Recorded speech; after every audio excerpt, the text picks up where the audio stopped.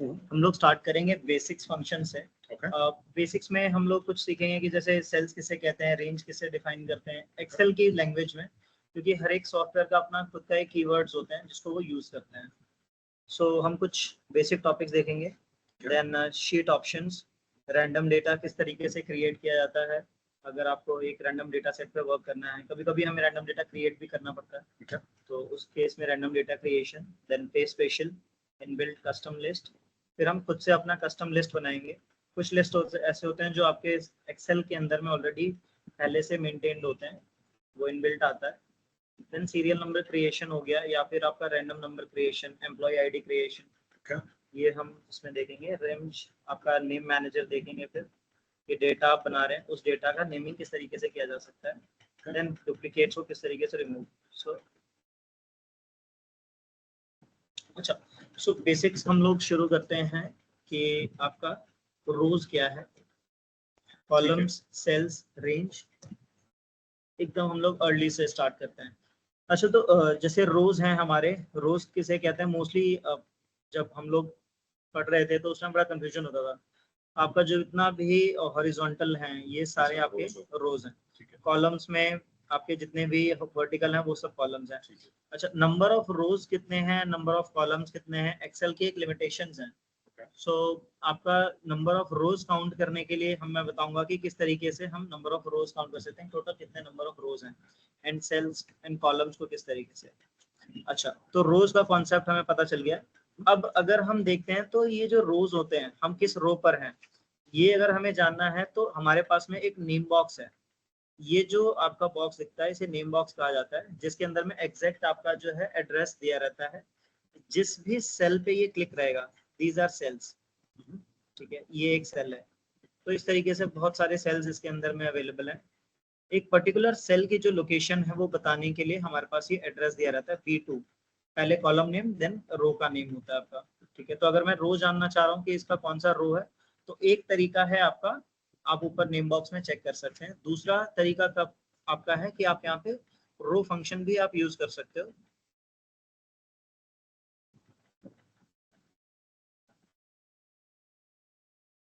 ठीक है, तो जब आप रो फंक्शन यहाँ यूज करते हो, अच्छा, कोई भी हम इसमें फंक्शन या फॉर्मूलाज जब यूज करते हैं, हर एक फंक्शन फॉर्मूला यूज करने से पहले हम इक्वल्स टू का साइन डालते हैं।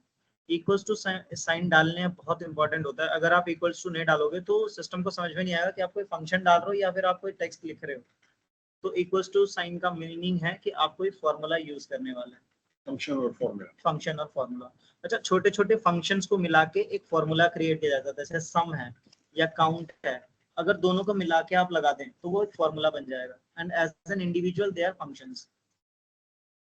तो इस तरीके से हमें रो पता चल गया। सिंपली अगर मैं कोई रैंडम वैल्यू है, हमारे पास में बहुत बड़ा ह्यूज डेटा सेट है, 1,00,000-2,00,000 का डेटा है, मुझे एक स्पेसिफिक सेल का पता करना है कि इसका एड्रेस क्या है, कौन से रो या कौन से कॉलम पे है। मुझे अभी सिर्फ कॉलम की वैल्यू जाननी है अपनी, एंड ये आगे जाके यूज होगा हमारा, जब हम आगे फॉर्मूलाज बनाएंगे तब यूज होगा कि हम रोज एंड कॉलम्स को कैसे यूज करते हैं। सिंपली अभी हम कॉलम्स फॉर्मूला यहाँ पे यूज करेंगे। अच्छा, देखो अभी जब हम यहाँ पे फॉर्मूला डाल रहे थे, एक इंटरेस्टिंग चीज ये है कि यहाँ पे ये ऑलरेडी हमें ऑप्शन शो कर देता है, कॉलम एंड कॉलम्स। एंड यहाँ पे जब हम इसको चूज करना चाह रहे हैं तो टैब यूज किया हमने, ऑटोमेटिकली उसने फेच कर लिया। अच्छा, यहाँ पे अब ये कह रहा है जो भी फॉर्मूला या फंक्शन आप डालेंगे उसमें अब ये हमें ना थोड़ा सा हिंट देता है कि अच्छा ठीक है, आपने ये तो डाला, इसके बाद आपको कोई रेफरेंस डालना है। अगर हम इस रो एंड कॉलम में रेफरेंस नहीं भी डालेंगे तो भी हमें ये वैल्यू दे देगा। उस केस में ये क्या चूज करेगा, जो एग्जिस्टिंग सेल है उसी का ये एड्रेस बताएगा हमें, क्योंकि हमने कोई वैल्यू ही नहीं दिया, हम सिंपल इसको ऐसे बंद कर दिया, हमने क्लिक किया। अच्छा, तो ये अब हमारा सेकेंड रो, सेकेंड कॉलम है अपना ए बी, आपका सेकेंड कॉलम आ गया। एंड यहाँ पे जब आप जाओगे तो ये आपका सेकेंड रो था। ठीक है, अब हम आते हैं सेल पे। किसी भी सेल का जो एड्रेस है, हाँ जी श्योर। सो ये रो था which is B2, करेक्ट। और ये कॉलम जो है B2 जो है वो आपका एड्रेस है। अच्छा, B2 एड्रेस, हाँ, B2 आपका एड्रेस है। इसमें जो फर्स्ट जो आपका वर्ड होता है ना, दो वर्ड से मिला है, एक अल्फाबेट है आपका और दूसरा आपका नंबर है। तो जो अल्फाबेट है वो आपका कॉलम को शो करता है कि कौन सा कॉलम है, और वो कॉलम कौन सा नंबर है उसे यही कॉलम जो फंक्शन है वो बताता है। मान लीजिए अभी बी है ना, तो बी तो आपको भी पता है कि बी सेकंड नंबर पे आता है अल्फाबेट में। फॉर एग्जांपल अगर मान लीजिए रैंडमली अगर मैं लेकर जाऊं आपको इस वाले पे, आपका काफी लंबा डेटा सेट है, अब ये कौन सा कॉलम है ये मुझे नहीं पता, तो ये जानने के लिए मैं यहाँ पे कॉलम फंक्शन यूज करूंगा।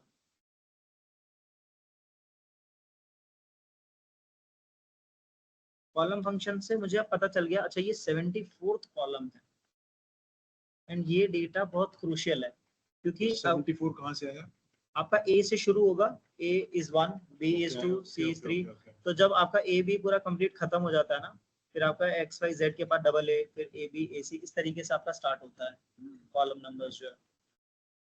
तो ये इंक्रीजिंग ऑर्डर में और इंक्रीज होता है, जब ये यहाँ पे Z तक आ जाएगा उसके बाद B से स्टार्ट होगा, फिर C से स्टार्ट होगा, इस तरीके से आपका डेटा शुरू होगा। So, यहाँ पर ये इज इक्वल टू हमने कॉलम डाला तो ये 74th कॉलम है। जी, BV जो है वो आपका 74th कॉलम है। जैसे आपका अल्फाबेट Z है ना, वो आपका 26th आपका होना चाहिए, वो हम एक्सपेरिमेंट एक बार देख लेते हैं। यहाँ पे अगर अब मैं कॉलम फंक्शन डालता हूँ, अच्छा कभी कभी ऐसा होता है ना कि हम ब्रैकेट क्लोज करना भूल जाते हैं, उस केस ये छोटे छोटे ट्रिक्स हैं, तो अगर हम भूल गए कभी तो सिंपली हमने एंटर दबा दिया, तब भी ऑटोमेटिकली वो फेच कर लेगा। बाय मिस्टेक कई बार होता है कि हम लगाना भूल जाते हैं तो फेच कर लेता है। अच्छा Z जो हमारा 26 आपका जो है अल्फाबेट आता है, तो इस तरीके से वो कॉलम नंबर्स को आपका फेच करता जाएगा।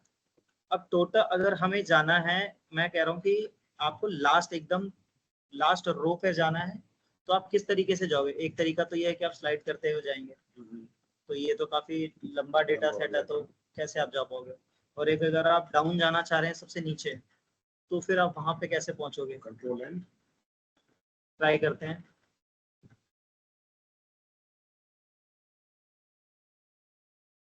ठीक है, अब इस पे आप करके दिखाइए।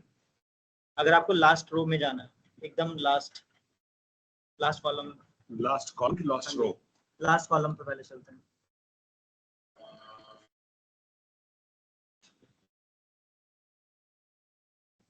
कंट्रोल होम तो ऊपर घर पे जाता है, कंट्रोल एंड नहीं है, नहीं ना सो इसमें हम क्या करते हैं, एक तरीका तो हमें ये पता है, जिसको नहीं पता होगा मोस्टली बेसिक्स में वो तो सिंपली स्लाइड करता हुआ जाएगा। लेकिन अब हम थोड़े से एडवांस लेवल पर जब जाते हैं और ये चीजें यूज होती हैं, आपका जो डेटा होता है फॉर एग्जांपल वो 20 कॉलम्स में फैला हुआ है या 40 कॉलम्स में है, तो मुझे लास्ट अपने डेटा पे जाना है, मैं क्या करूँगा? कंट्रोल प्लस आपका जो है एंड शिफ्ट, कंट्रोल और राइट एरो, ये आपका एकदम एक्सट्रीम राइट पर आपको लेकर चला जाएगा। अब यहाँ जाने के बाद में अब आपको यहाँ पे फॉर्मूला लगाना है, आपके टोटल नंबर ऑफ कितने कॉलम्स हैं पूरे एक्सेल शीट में। कोई पूछेगा कि एक्सेल हम यूज तो कर रहे हैं लेकिन एक्सेल में लिमिटेशन है, क्या लिमिटेशन है? यही है कि एक्सेल में लिमिटेड डेटा है, पर कितना लिमिटेड है, कितने मैं मैक्सिमम कितने कॉलम्स बना सकता हूँ उसकी एक लिमिट है। तो लास्ट कॉलम जो है हमारा, उससे हमें पता चल जाएगा। एक्सेल के अंदर में सिर्फ 16,300 आपका 84 जो है, इतने ही कॉलम्स आप वर्क कर सकते हो, इससे ज्यादा नहीं। This is the limit. So control plus right arrow किया तो हमको हम लास्ट आपको एकदम लास्ट कॉलम पे लेके चला जाए।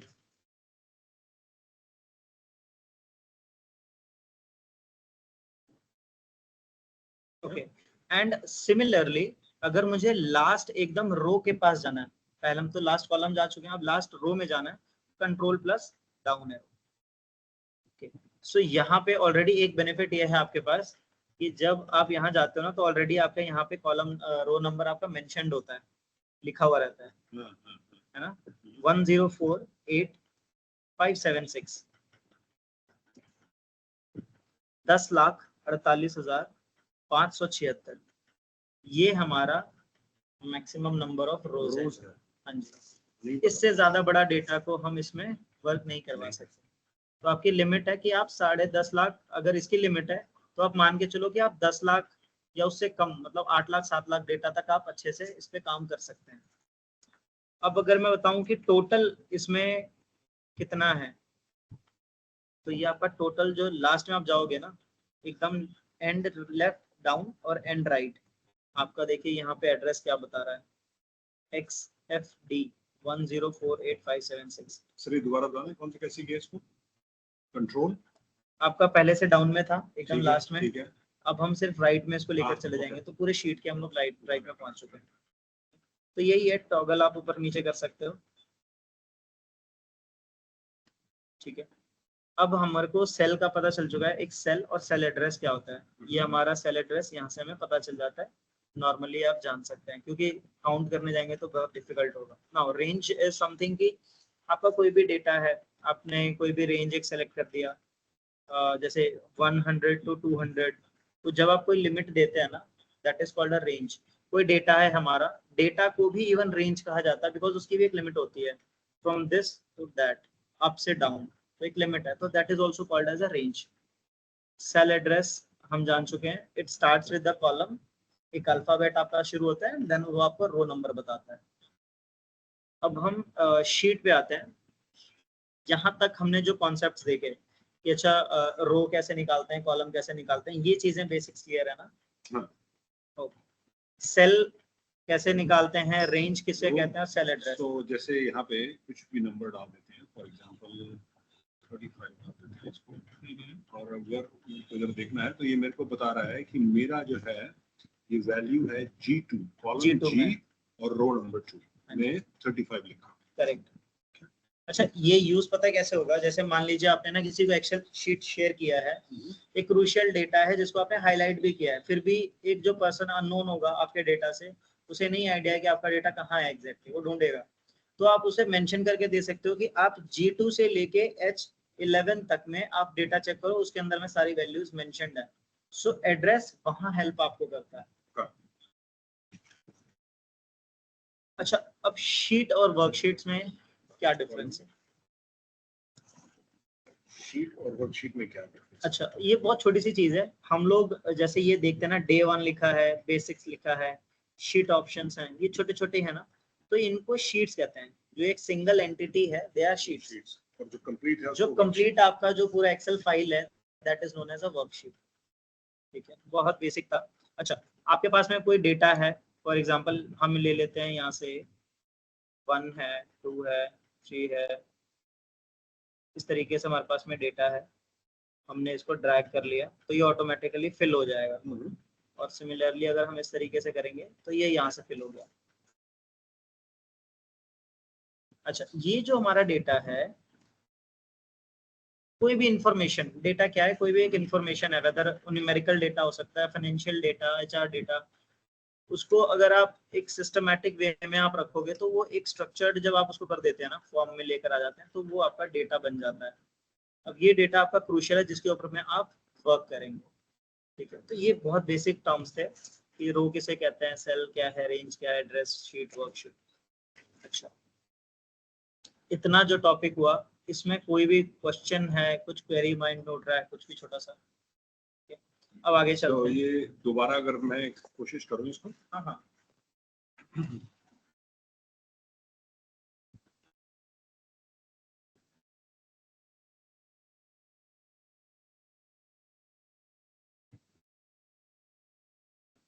पहले आपको जो ऊपर के 3 आपने वैल्यूज दिए ना, उनको सेलेक्ट कीजिए एक ट्रैक में।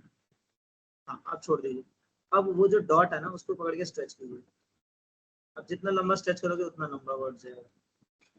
फिर आपने ऐसे किया था इसको, तो मैंने पूरे को सेलेक्ट कर लिया।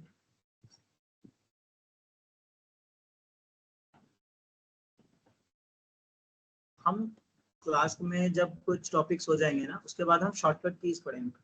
अभी आप माउस यूज कर रहे हैं, बट माउस यूज करने में ना बड़ा जब एक अच्छा एक्सपर्ट हो जाता है एक्सेल का, तो उसको माउस यूज करने में बड़ा प्रॉब्लम होता है। अच्छा, फिर वो माउस को टच ही नहीं करता है। आप हर एक फंक्शंस को शॉर्टकट कीज के थ्रू ही आप सॉल्व कर लोगे, जो भी आप ऑपरेशंस अभी आप कर रहे हैं। ओके, सो ये बार नहीं हुआ कि मेरे ख्याल एक सेल फालतू ले गया था मैं। क्या अब डॉट को सेलेक्ट कीजिए, ठीक है। इस तरीके से हमारा दोनों को जहाँ तक किया उसको हाईलाइट करना है और उसके बाद नीचे ड्रैग करना है और Correct. ऐसे करके हाईलाइट करके और फिर उसको ड्रैग। ठीक। करेक्ट। सो नाउ अब हमने डेटा का कॉन्सेप्ट देख लिया। अब मैं किसी डेटा को अगर हाईलाइट करना चाहता हूँ या मैं चाहता हूँ प्रॉपर टेबल में रहे और उस पर आउटलाइन हो जाए, तो ये हम इस तरीके से यहाँ पे ऑप्शंस होते हैं किस तरीके से हम बॉर्डर्स दे सकते हैं। ठीक है। मैंने बॉर्डर देकर थोड़ा सा बस ब्यूटीफाई उसको कर दिया। नाउ अब हमारा ऑप्शन आता है कि शीट के अंदर में क्या क्या ऑप्शंस हमारे पास अवेलेबल है। अच्छा, रैंडमली हम लोग अगर देखें तो यहाँ पे अगर हम राइट क्लिक करते हैं बड़े सारे ऑप्शन आ जाते हैं, cut, paste, copy, insert, delete, filter, sort, इस तरीके से। लेकिन यही सेम चीज अगर हम किसी शीट के ऊपर में अगर राइट क्लिक करते हैं, ठीक है, तो यहाँ पे हमारे पास में ऑप्शन आ जाता है चेंज। अब ऑप्शंस वहां पे ज्यादा थे, यहाँ थोड़े से कम है। यहाँ हमारे पास में क्या क्या ऑप्शंस है, इंसर्ट, डिलीट, रीनेम, मूव और कॉपी, व्यू कोड है, प्रोटेक्ट शीट है, टैब कलर्स, हाइड अनहाइड करने का। सो ये जो मेन आपके जितने टॉपिक्स हैं ये हम कवर करते हैं। अच्छा, शीट है आपके पास में, फॉर एग्जांपल जैसे डेटा आपने कुछ लिया, उस डेटा को आपको इनपुट करना है, तो आपने उसके नाम का एक शीट बना लिया, तो हम शीट क्रिएट करना सीखते हैं। अच्छा, शीट कैसे इंसर्ट करते हैं, डबल क्लिक कर सकते हैं। डबल क्लिक करने के बाद आप इंसर्ट पे जाइए, यहाँ पे वर्कशीट आपका ऑलरेडी है ही, आपने ओके कर दिया, यहाँ पे आपका शीट क्रिएट हो गया। आपको एक और शीट बनाना है, सिंपली आप राइट क्लिक कीजिए, फिर से इंसर्ट पे जाइए, ओके, एक और शीट आ गया। ओके। जिस भी शीट से पहले आपको शीट चाहिए ना, ये है ना शीट, आपने इसको, इससे पहले आपको एक शीट और चाहिए था, इंसर्ट कर दिया एंड ओके, तो आपका एक शीट आ गया। सो ये इस तरीके से हम शीट्स को क्रिएट कर सकते हैं। अच्छा, यहाँ पे एक और तरीका है। अब हम लास्ट में अगर जाते हैं, अच्छा ये देखो ना, यहाँ पे आप कैसे टॉगल करोगे, अब दिख भी नहीं रहा वो। यहाँ पे आपको दो एरोस दिए हुए हैं लेफ्ट राइट जाने के लिए। आप एकदम लास्ट वाले शीट पे गए, आपको शुरू में नहीं कहीं ऐड करना है, आपको लास्ट में ऐड करना है। तो यहाँ पे मेरे को इतना लंबा करने का जरूरत ही नहीं है, सिंपली ये प्लस है, ये न्यू शीट के लिए प्लस पे गया, शीट क्रिएट किया, फिर शीट क्रिएट किया, शीट क्रिएट किया। तो इस तरीके से मेरे पास बहुत सारे शीट्स बन गए। ओके। ठीक है, अब हम देखते हैं कि अब हमारे पास में शीट्स आ गई। अच्छा, अब जब शीट्स हमारी बन जाती हैं तो हमें शीट्स का जो नेमिंग होता है वो अकॉर्डिंग टू डेटा हमें हमेशा देना चाहिए। ये एक रूल, वेदर आप डेटा एनालिटिक्स कर रहे हो या आप डेटा मैनेज कर रहे हैं, ये चीज हमेशा याद होनी चाहिए कि जो भी आपने शीट लिया है, अब ये शीट 1 है, इससे हमें क्या पता चल रहा है, कुछ भी नहीं पता चल रहा। शीट 1 तो सिंपल एक इनबिल्ट नेम है जो उसने दे दिया, इसमें अब क्या डेटा है वो हमें नहीं पता। फॉर एग्जाम्पल इसमें मैंने इंफॉर्मेशन डाली हुई है शीट के रिगार्डिंग, तो मैंने शीट का जो नेम है उस नेम को भी उसके अकॉर्डिंग ही रखा है जो डेटा उसके अंदर में प्रेजेंट है। अगर एचआर का डेटा है तो मैं शीट का नाम एचआर लिख दूंगा, फाइनेंस का है तो फाइनेंस, सेल्स करो सेल्स का। तो उस तरीके से वेरी स्पेसिफिक हम नेमिंग करते हैं ताकि हमें याद रहे। नाउ अब शीट इंसर्ट तो कर दिया, अब शीट डिलीट सिंपल तरीका है, आप डबल क्लिक कीजिए, राइट क्लिक, डिलीट। अच्छा, ये बड़ा ध्यान रखना है कि हम ना गलती से कभी कभी एक दूसरा शीट डिलीट कर देते हैं, तो बड़ा स्पेसिफिक होके उस शीट या टैब पे डिलीट करना है। ये भी एक्स्ट्रा है, इसको भी हमने डिलीट कर दिया। अच्छा, कभी ऐसा होता है कि बहुत सारी शीट्स हैं एक साथ डिलीट करनी है, ऐसा भी हो सकता है।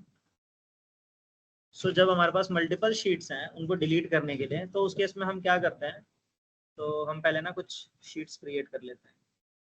यहाँ पे हमने 2-3 शीट्स ले लिए। अच्छा, जो मैंने शीट सेलेक्ट किया था उसके आगे देखिए आप शीट्स आ गई ना। हाँ जी। 3 नई शीट्स क्रिएट हो गई। तो अब मुझे चाहिए कि मेरे को ना ये 3 शीट्स नहीं चाहिए, इसमें जो भी डेटा है मेरे को डिलीट करना है, फालतू डेटा है। तो मैं तीनों को एक साथ कैसे डिलीट करूँ, एक एक करके तो आ गया मुझे, लेकिन अगर मान लो 10 है, 10 को एक साथ डिलीट, तो 10 बार मेरे को टाइम लगेगा, मुझे टाइम सेव करना है। तो अब मैं क्या करूँगा, कंट्रोल प्लस, आपको जिस जिस शीट को डिलीट करना है उस पर टच करते जाइए। ये सेलेक्ट हो गए तीनों शीट्स। अब सिंपल आप इसको डिलीट, आपका डिलीट हो गया तीनों sheets. Control highlight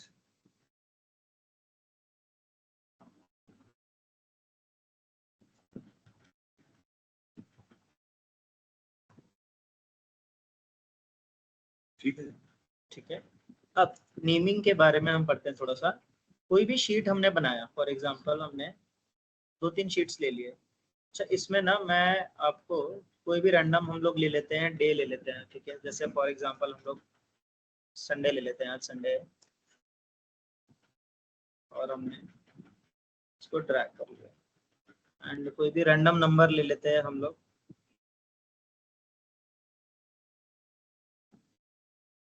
between 1 to आपका 100 के बीच में कोई भी नंबर ले लेते हैं। तो इसने अपने आप पिक कर लिया ये अपने आप पिक कर लिया, ठीक है, क्योंकि रैंडम नंबर से। तो अभी हमारा फोकस सिर्फ इतना है कि हमारे पास एक डेटा है, ठीक है। अभी हम लोग ये नहीं सीख रहे कि किस तरीके से संडे मंडे आया या फिर ये रैंडम नंबर्स कैसे बने। हमारा सिंपल फोकस है कि एक डेटा है जिसमें वीक का आपको दे रखा है, पर डे जो आपका संडे मंडे आ रहा है उसके सेल्स आपको दे रखी है। सो हम यहाँ पे ले लेते हैं डे, एंड अगला में हम लोग ले लेते हैं सेल्स। तो ये जो हमारा डेटा, अब हम इसको रीनेम करेंगे क्योंकि ये फाइनेंशियल डेटा है, तो हमने इस पे लिख दिया सेल्स डेटा। अच्छा, एक तरीका आपने देखा, मैंने रीनेम करने के लिए क्या किया। एक सवाल पूछूं? हाँ जी, आप जैसे जैसे चेंज करते हैं नंबर्स अपने आप चेंज होते हैं। करेक्ट, क्योंकि ये रैंडम है नंबर्स, और हम जितनी बार इसमें कोई भी एक्शन करेंगे ना, एंटर क्लिक का होगा जितनी बार, उतनी बार ये नंबर चेंज होगा। सो कभी आप एक रैंडम डेटा सेट जब क्रिएट करते हो तो उसमें सबसे बड़ी प्रॉब्लम क्या आती है, जितनी बार कुछ भी करोगे वो चेंज हो जाएगा, फिर करोगे फिर चेंज हो जाएगा। लेकिन आप चाहते हो कि वो स्टैटिक रहे, तो मैं वो तरीका भी हम सीखेंगे कि किस तरीके से उस नंबर को स्टैटिक रख सकते हैं। देखा तो चेंज हो गया, मैंने कहा दोबारा चेंज किया, दोबारा चेंज होता है, वो हर बार चेंज होता रहेगा। सो अभी हमने रीनेम करना सीखा। रीनेम करने के 2 तरीके हैं, ठीक है। रीनेम करने का 2 तरीका है, एक है आपका बाय डबल क्लिक।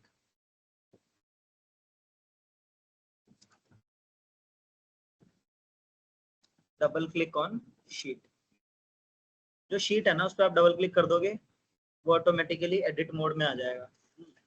जैसे ये शीट 11 लिखा है, डबल क्लिक किया, एडिट मोड में आ गया, आप इसको कुछ भी नाम दे सकते हैं, ठीक है। दूसरा तरीका क्या है, जो बहुत ही प्रोफेशनल तरीका है, वो है आपका रीनेम करने का। यहाँ पे जाइए, राइट क्लिक कीजिए, आपका रीनेम का ऑप्शन आ गया, रीनेम पे क्लिक कीजिए और आपका एडिट मोड में आ चुका है। अब यहाँ से आप उसको एडिट कर सकते हैं, ठीक है। मान लीजिए मुझे शीट 11 को एडिट करना है, रीनेम करना है, इस पे गया मैं शीट 11 पे, right click, rename, then you can just change the name, ठीक है।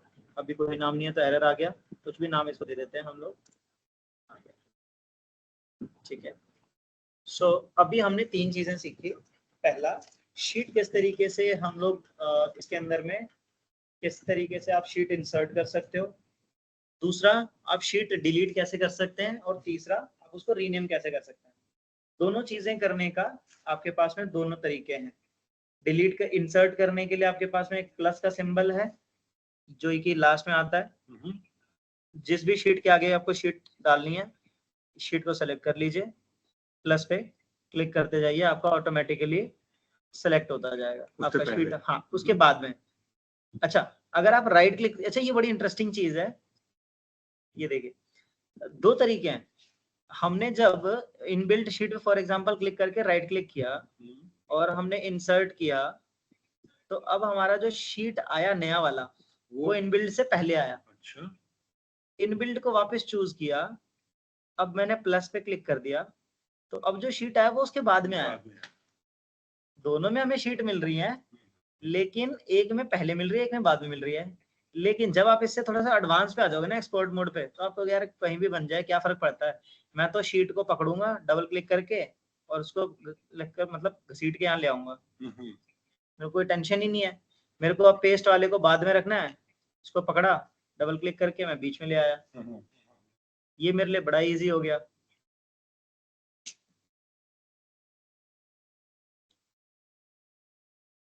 सो ये छोटी छोटी ट्रिक्स हैं।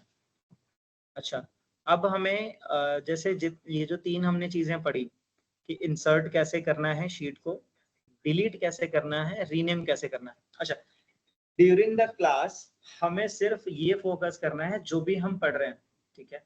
क्योंकि ऑब्वियसली क्लास के बाद में मैं आपको ना ये डिटेल में नोट्स होंगे वो लिख के आपको मिलेंगे, सो दैट कि आपको लिखना नहीं पड़ेगा, आप उसको रिवाइज कर सकते हो आप। तो अभी आपका कंप्लीट फोकस हम इस पे देते हैं। सेकेंड चीज, बाद में आपको कोई डाउट होगा क्योंकि क्लास रिकॉर्ड हो रही है, सो आप इसको रिप्ले भी आप कर सकते हैं, बाद में चेक कर सकते हैं कहाँ पे क्या डाउट। कोई भी जरूरत नहीं इसको। हाँ जी, अभी पूरा फोकस हमें इस पे करना है। तो अभी हमने सिर्फ 3 चीजें सीखी हैं, इंसर्ट, डिलीट, रीनेम। ठीक है, ठीक है, अब हम मूव एंड कॉपी पे जाते हैं। ये भी हमारा एक ऑप्शन था कि भाई मूव एंड कॉपी क्या है। तो चलो कोई शीट पकड़ लेते हैं एक रैंडम सी। ये हमने एक डेटा बनाया था, इसको सेल्स कर देते हैं, सेल्स डेटा। ठीक है, तो हमने ये डेटा ले लिया। अब मैं चाहता हूँ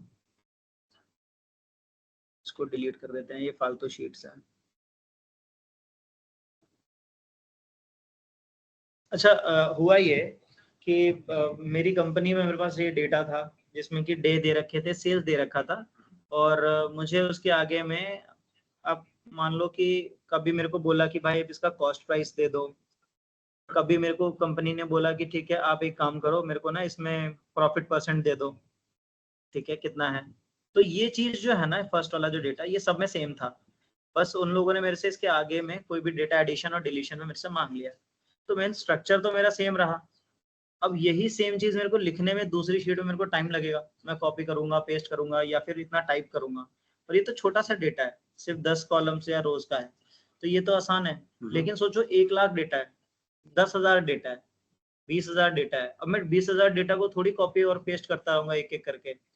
तो उसके लिए मैं क्या करूंगा, मेरे को इस डेटा को क्या करना है, कॉपी करना है, एक और शीट बनानी है। मैं करूंगा मूव और कॉपी पे क्लिक। अब ये पूछ रहा है कि आपको move the selected sheets to, कहाँ मूव करना है। तो मेरे को तो ये शीट, वर्कशीट का आपका नाम है, मैंने आपको बताया था ना, जिस पूरे एक्सेल शीट पे आप काम कर रहे हो उसका नाम होता है। तो पूरे का नाम था हमारा डे 1। यस यस, तो उससे हमें याद रहेगा जिस पे हम काम कर रहे हैं। अच्छा, अब ये पूछ रहा है कि किस शीट से पहले चाहिए, जो आप डेटा कॉपी कर रहे हो डुप्लीकेट, वो किस शीट से पहले चाहिए। तो मैं चाहता हूँ कि वो ना बेसिक से पहले आप मेरे को कॉपी करके दे दो, और मुझे क्या चाहिए, कॉपी करना है, तो क्रिएट अ कॉपी। ओके, अच्छा ये देखो ऑटोमेटिकली वो नया शीट पे आ गया, मेरे को देखिए नए शीट पे ये मेरे को पूरा डेटा मिल गया। अब मैं यहाँ से ये डिलीट कर दूंगा, कंट्रोल माइनस करके। कंट्रोल माइनस, हाँ, कंट्रोल माइनस से आपका जो भी सिलेक्टेड आपने कॉलम या रो पूरा चूज किया ना, वो डिलीट हो जाता है।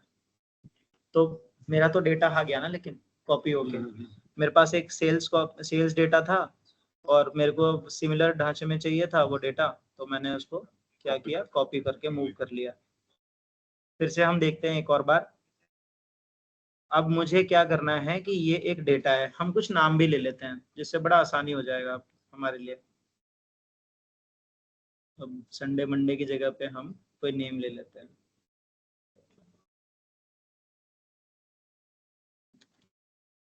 नेम हो गया आपका कुंदन, सचिन, राहुल, बीना, हर्षद, योगी, हेमंत। तो इस तरीके से हमारा नेम हो गया। और हम यहाँ पे कि EMP ID ले लेते हैं, एम्प्लॉयमेंट ID आपका हो गया। ठीक है, एम्प्लॉयमेंट ID मैंने मान लो कि लिख दिया SR001। तो अब मैं इसको ड्रैग कर दूंगा, सीरियल नंबर आ गया। नाउ अब हम लिख देते हैं सैलरी। सो फॉर एग्जांपल इसमें हम रैंडमली कुछ ले लेते हैं, सैलरी तो क्या ही पता होगा, हम ले लेते हैं 15,000 से लेके 40,000 तक। सो ये हमारी सैलरी आ गई। अब हम इसी के अंदर में ले लेते हैं कि हेल्थ पॉलिसी किसी ने लिया है कि नहीं, हेल्थ पॉलिसी ऑप्टेड, तो yes, no, no no yes yes. अच्छा ये बार बार चेंज हो रहा है, हम इसको स्टैटिक कैसे कर सकते हैं? कंट्रोल सी कॉपी करके पेस्ट कर दिया मैंने, ठीक है। ये भी हम आगे देखेंगे किस तरीके से स्पेशली पेस्ट। ये हमारा ये हमारा टॉपिक है, मैंने इसको स्टैटिक कर दिया। ये हमारा एक टॉपिक है जिसमें हम स्पेशली पेस्ट करते हैं कॉपी करके। एक तो कंट्रोल सी कंट्रोल भी हो गया, हाँ। Simple paste. कोई को होता है स्पेशल पेस्ट। स्पेशल पेस्ट में क्या होता है कि आप जो वैल्यू है कॉपी कर रहे हो, जो पेस्ट कर रहे हो उससे थोड़ा सा हटके होता है। आप कस्टमाइज कर सकते हो उस पेस्ट को कि मेरे को सिर्फ टेक्स्ट चाहिए, मेरे को कोई फॉर्मेटिंग नहीं चाहिए, या मेरे को सिर्फ फॉर्मेटिंग चाहिए टेक्स्ट नहीं चाहिए, तो आप उसको चूज कर सकते हो। उसको कहते हैं स्पेशल पेस्ट। वो हमारा एक टॉपिक हम आगे पढ़ेंगे अभी थोड़ी देर बाद। स्पेशल तो अभी हमने खाली कंट्रोल सी किया और फिर कंट्रोल शिफ्ट वी किया। कंट्रोल शिफ्ट वी, हाँ ओके ठीक है, हम इसको आगे पढ़ेंगे। और सो ये हमने एक रैंडम डेटा क्रिएट कर लिया। अब इसके अगेंस्ट में हम देख रहे हैं कि ये हमारे पास एक रैंडम डेटा है। अब मेरी कंपनी बोल रही है कि अच्छा ठीक है, जितने एम्प्लॉइज हैं आपके, अब हम इस डेटा को थोड़ा सा और बड़ा कर देते हैं। ये एक डेटा बन गया हमारा रैंडम डेटा। अब मेरी कंपनी बोल रही है कि यार आप एक काम करो, आप ना मेरे को लिस्ट बना के दे दो कि जितने भी एम्प्लॉय, मेरे को कुछ नहीं चाहिए। एचआर ने बोला कि मेरे को सिर्फ सीरियल नंबर दे दो और मेरे को नाम दे दो, मेरे को और कुछ नहीं चाहिए। तो मैंने बोला कि ठीक है दे देता हूँ। फिर फाइनेंस टीम का कॉल आ गया। फाइनेंस टीम कह रही है कि यार मेरे को ना नाम से कोई मतलब नहीं है, एम्प्लॉयमेंट आईडी और इसकी सैलरी मेरे को बस भेज दो, मेरे को अपना पे आउट रोल आउट करना है जो भी पेमेंट है। तो दो रिक्वायरमेंट हो गई। एचआर ने मुझसे सीरियल नंबर, एम्प्लॉयमेंट आईडी और नाम मांगा है, और फाइनेंस टीम ने मुझसे एम्प्लॉयमेंट आईडी और सैलरी मांगी है। सर एक क्वेश्चन पूछूं? हाँ जी। तो हमने इसको कॉपी कर लिया और ये सारा डेटा यहाँ पे आ गया, बट इधर कुंदन की सैलरी 22,000 है और इधर कुंदन की सैलरी जो है वो 32,000 है। हाँ जी, वो इसलिए है क्योंकि हमने जब ड्रैग किया इसको, तो ड्रैग करने में क्या होता है कि जब हम 1 2 3 को सेलेक्ट करके ड्रैग कर रहे थे तो नीचे 3 4 5 6 सीरीज के साथ हो रहा था। अभी वो वही चीज हुआ। इसने क्या किया, जो ऊपर के नंबर्स थे उसी नंबर को कंसंट्रेट करके ड्रैग डाउन कर दिया, उसको इंक्रीज कर दिया, इंक्रीमेंटल कर दिया। okay. जैसे नाम भी रिपीट हुआ ना, यहाँ भी नाम भी रिपीट हो गया, सीरियल नंबर भी आगे बढ़ता रहा। अब देखो हर नंबर जो है ना वो ज्यादा ही है। ये 26 है, ये 27 है, ये 28 है, ये 29 है। तो ये नंबर भी इंक्रीज हो रहे हैं। तो ये हमारा रैंडम डेटा। अच्छा, दो लोगों ने हमसे डेटा मांग लिया, सेल्स टीम, एक एचआर ने, एक फाइनेंस टीम ने। तो अब मेरे को क्या करना है, मेरे को पता है कि मेरे पास तो मास्टर डेटा है, मेरे को तो उनको थोड़ा सा ही देना है। मैंने इस पे राइट क्लिक किया, मूव और कॉपी किया, मैंने डेटा बना के रख लिया, कहीं भी रख लिया मैंने, मतलब शीट ऑप्शन से पहले मैंने एक कॉपी क्रिएट कर लिया। अभी मेरी कॉपी बन के आ गई।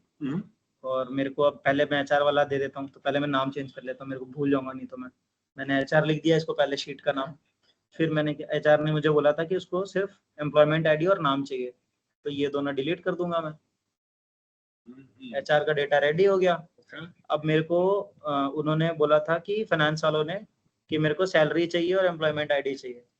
तो मैं फिर से इसको राइट क्लिक करके मूव कॉपी करूंगा और सेलेक्ट, मेरे को कहाँ, एचआर से पहले ही कर लेता हूँ, एक कॉपी क्रिएट कर लेता हूँ। कॉपी बन गया, मैं नाम बदल देता हूँ इसका,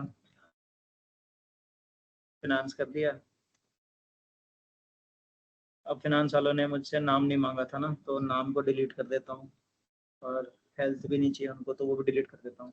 अच्छा, ये एक एक्स्ट्रा आ गया, तो इसको मैं डिलीट कर देने के लिए क्या करूँगा, राइट क्लिक, ठीक है, और डिलीट। तो डिलीट हो गया। अब मेरा फाइनेंस वाला का भी डाटा रेडी है।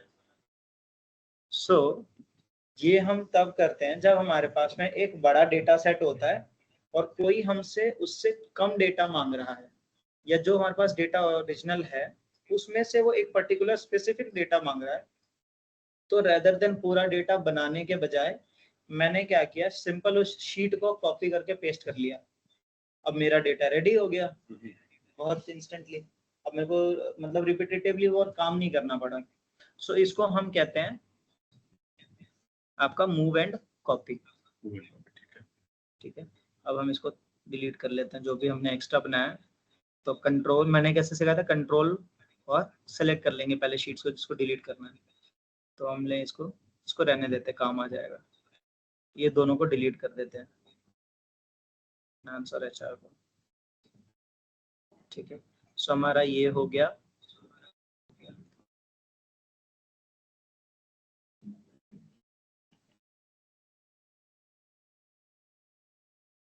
हमारा ये भी हो गया ये।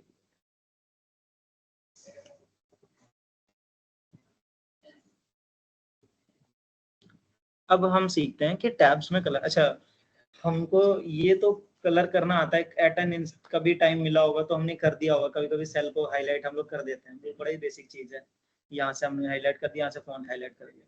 अच्छा, टैब को भी हम लोग हाईलाइट कर सकते हैं। अब क्या होता है जब हम बड़े डेटा पे काम करते हैं, भाई एक इस टीम का डेटा है, पर्टिकुलरली हमारे टीम में 10 बंदे हैं, 10 का मैंने बना दिया अलग अलग नाम से, सबकी परफॉर्मेंस एक साथ में ट्रैक कर रहा हूँ, कौन कितना टारगेट अचीव कर रहा है नहीं कर रहा। तो अब मेरे को कुछ ऐसे बंदे होते हैं जो अपने पर्सनल, मुझे लगता है कि हाँ उनका रोज का टारगेट अचीव करना देखना, या तो बंदा PIP में है ऑलरेडी, या फिर वो बंदा आउट परफॉर्मर है और मुझे उसके प्रमोशन के लिए रेगुलरली उसको ट्रैक करना है। तो मैं उसका जो शीट होगा ना उसको मैं थोड़ा सा हाईलाइट करके रखूंगा, क्योंकि सारे के सारे मोनोटोनस है, सेम ही कलर है, पता ही नहीं चल रहा। अब मैं ढूंढता फिरूंगा कौन सा है, तो मैं सोच लिया है कि जो बंदे अच्छा परफॉर्म कर रहे हैं उसका मैं ब्लू कलर से हाईलाइट करके रखूंगा, और जो मैंने थोड़ा सा लो परफॉर्म कर रहा हूँ उनका रेड से कर दूंगा, ताकि मैं उनका रेगुलरली बेस पे ट्रैक कर सकूं। तो मैं शीट पे जाऊंगा, सेल्स डेटा है अभी मेरे पास, मैं चाहता हूँ कि सेल्स डेटा को हाईलाइट कर दूं, तो यहाँ पे कलर, टैब कलर आ गया, यहाँ से जाके आप चूज कर लो रेड कलर। ये तो बहुत सारे कलर हैं, कोई भी आप चूज कर सकते हो। हमने रेड ले लिया। तो अब आप जब दूसरी शीट पे जाओगे ना, अच्छा इस पे जब सेलेक्टेड था तो लाल नहीं दिख रहा, जब आप इस पे देखोगे दूसरे शीट से तो आपका ये पूरा रेड हो गया। मैं चाहता हूँ रेड, आपका जो है पेस्ट स्पेशल वाला टॉपिक वाला, इसको आप ब्लू कलर से कर दो हाईलाइट। टैब कलर पे गया मैं, tab colour, okay, right click, tab colour, tab colour, कोई भी कलर हमने चूज कर लिया, ब्लू हो गया हमारा ब्लू। ये हमारा हो गया आपका टैब कलर्स।